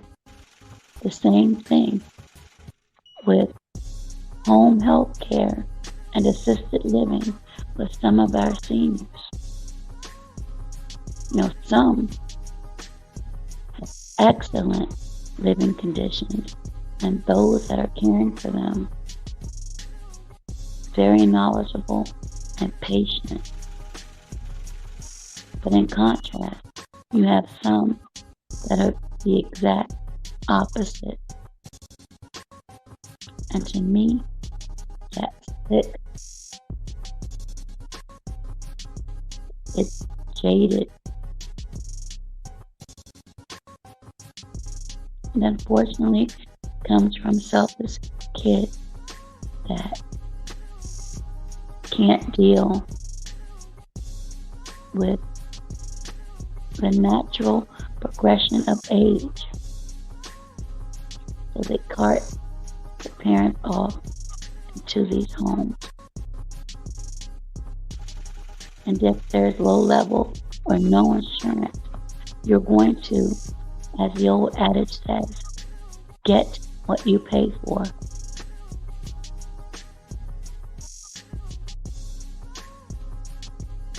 That's unacceptable.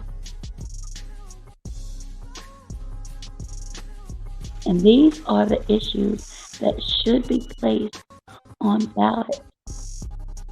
These are issues that should be placed in front of lawmakers.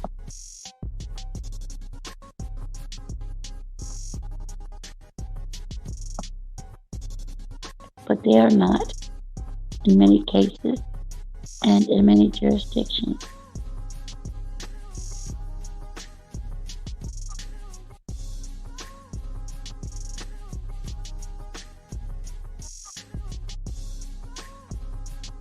So again, not all children that come from the foster system turn out to be criminal or bad people.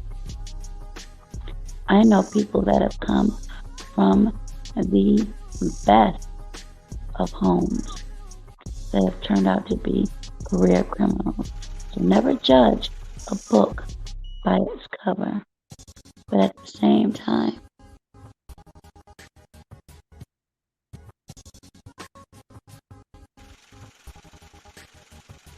when you truly believe in our children and helping them grow,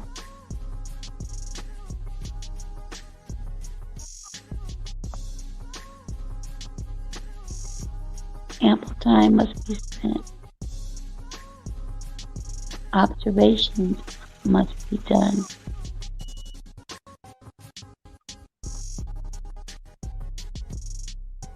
Parenting skills must be activated.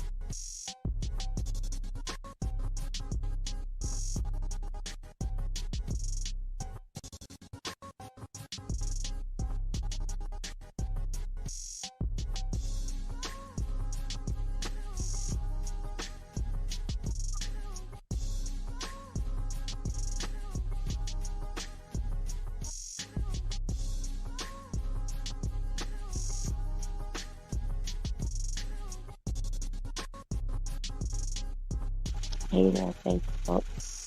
Welcome. I will get to your comment momentarily. But that concludes foster care system, the definition, the trauma, some of the famous people, celebrities that came from the foster care system,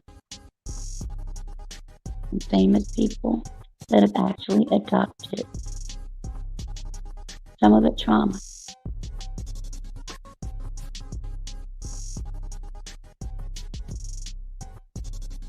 Many of the traumas.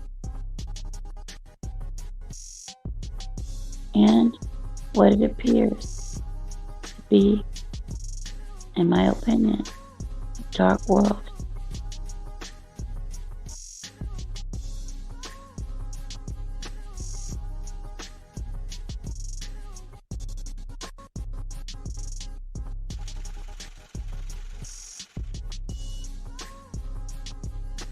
And as far as the alpha male part 2, my brief commentary is this.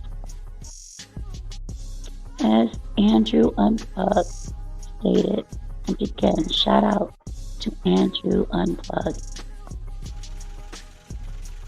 there are males who are absolutely beta and will be beta for the rest of their days. Males who cannot address women initially with respect, get a perspective, and come right off break with something negative is a true sign of an beta male that is insecure and needs to be a follower to feel relevant and important.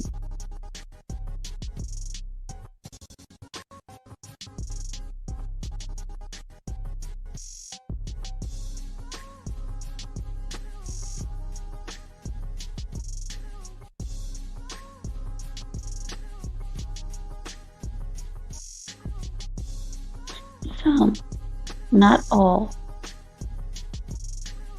have motive, and it doesn't matter how kind you are or have been. There are those that are going to accuse you of being something that you're not.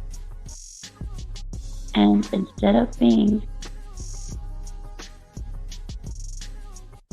a gentleman, especially when you know how to contact that person, you rather look or appear to give off a persona of being something you're not, and that's an alpha male, a strong male, a wise male. No, you rather leap or pounce with an attack, which most of the time is incorrect and devoid of facts. But as long as you have 5 or 6 wrenches beside your name, that's your power, when your power should be your brain and what is known as your mind to be able to think on your own.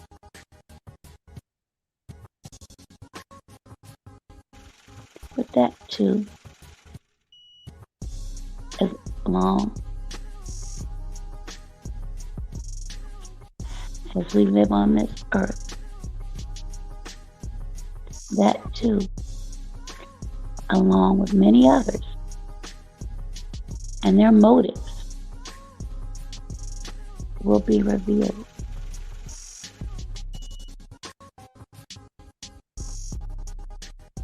You cannot stand on the side of right in words only, in name only. Your words must align with your actions. And if many of you take the time to open your eyes, you will see a major paradigm shift. Now, I enjoy many different content creators that will continue to do so. But when it becomes unbearable and hurtful, I will politely leave.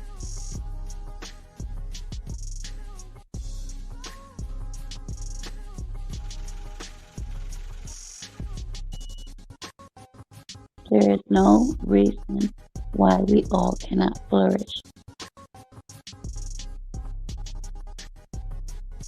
without attempting to destroy each other. That must stop. So with that, it is 4:45 on Saturday morning, at least in this neck of the woods.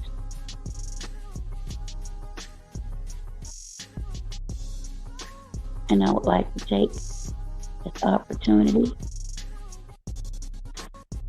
to thank all of those that did join,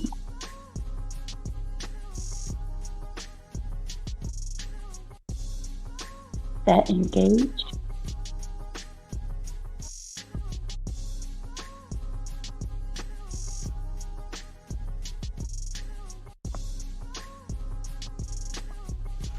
shared, and offered their opinions. Those that get the opportunity to listen to the replay, feel free to leave your comments as well, as they will be read. And perhaps I'll do a reaction to those. So again, thank you to my members, to my mods, to my subscribers, and to those who just stop by from time to time to listen. Please make sure that you like, subscribe, and share. With that, I will chat with you at some point today. And remember, Seeds of Life podcast, Season 1, Episode 1, with co-host Iceberg Thought, will premiere Wednesday, September the 14th. Tonight at 12:05, I will do my commentary on remembering 9/11. Those that wish to share where they were, what they were doing, what they were thinking, are very welcome and encouraged to participate in commemorating and paying homage to those who gave the ultimate sacrifice on that tragic day.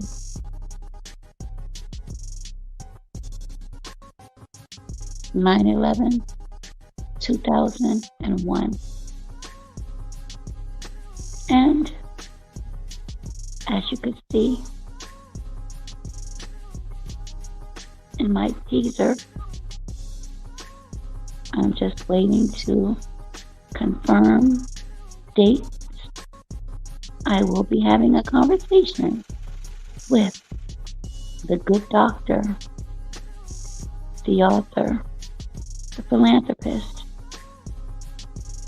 Mr. Hill Harper. So please make sure when I announce that date, you are here for that. And have have a couple of more surprises that will be coming up, to include more reviews.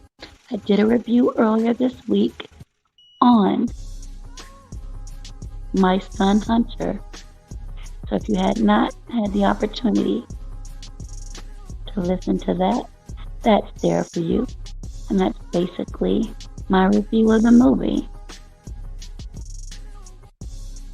that highlighted Hunter Biden, sitting President Joe Biden's son, and his deviant behavior, partying, and again, that infamous laptop, which in the movie portrayed there were actually two, and other little goodies. As I'm making plans for this platform to continue to grow in a positive direction. And I hope that all that are interested and like-minded can continue on this journey.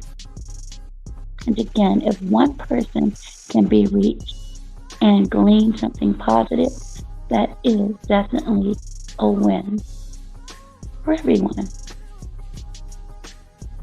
Thank you to all that have supported my lupus fundraiser. We are almost at 70% once the final 2 donations that were given today post.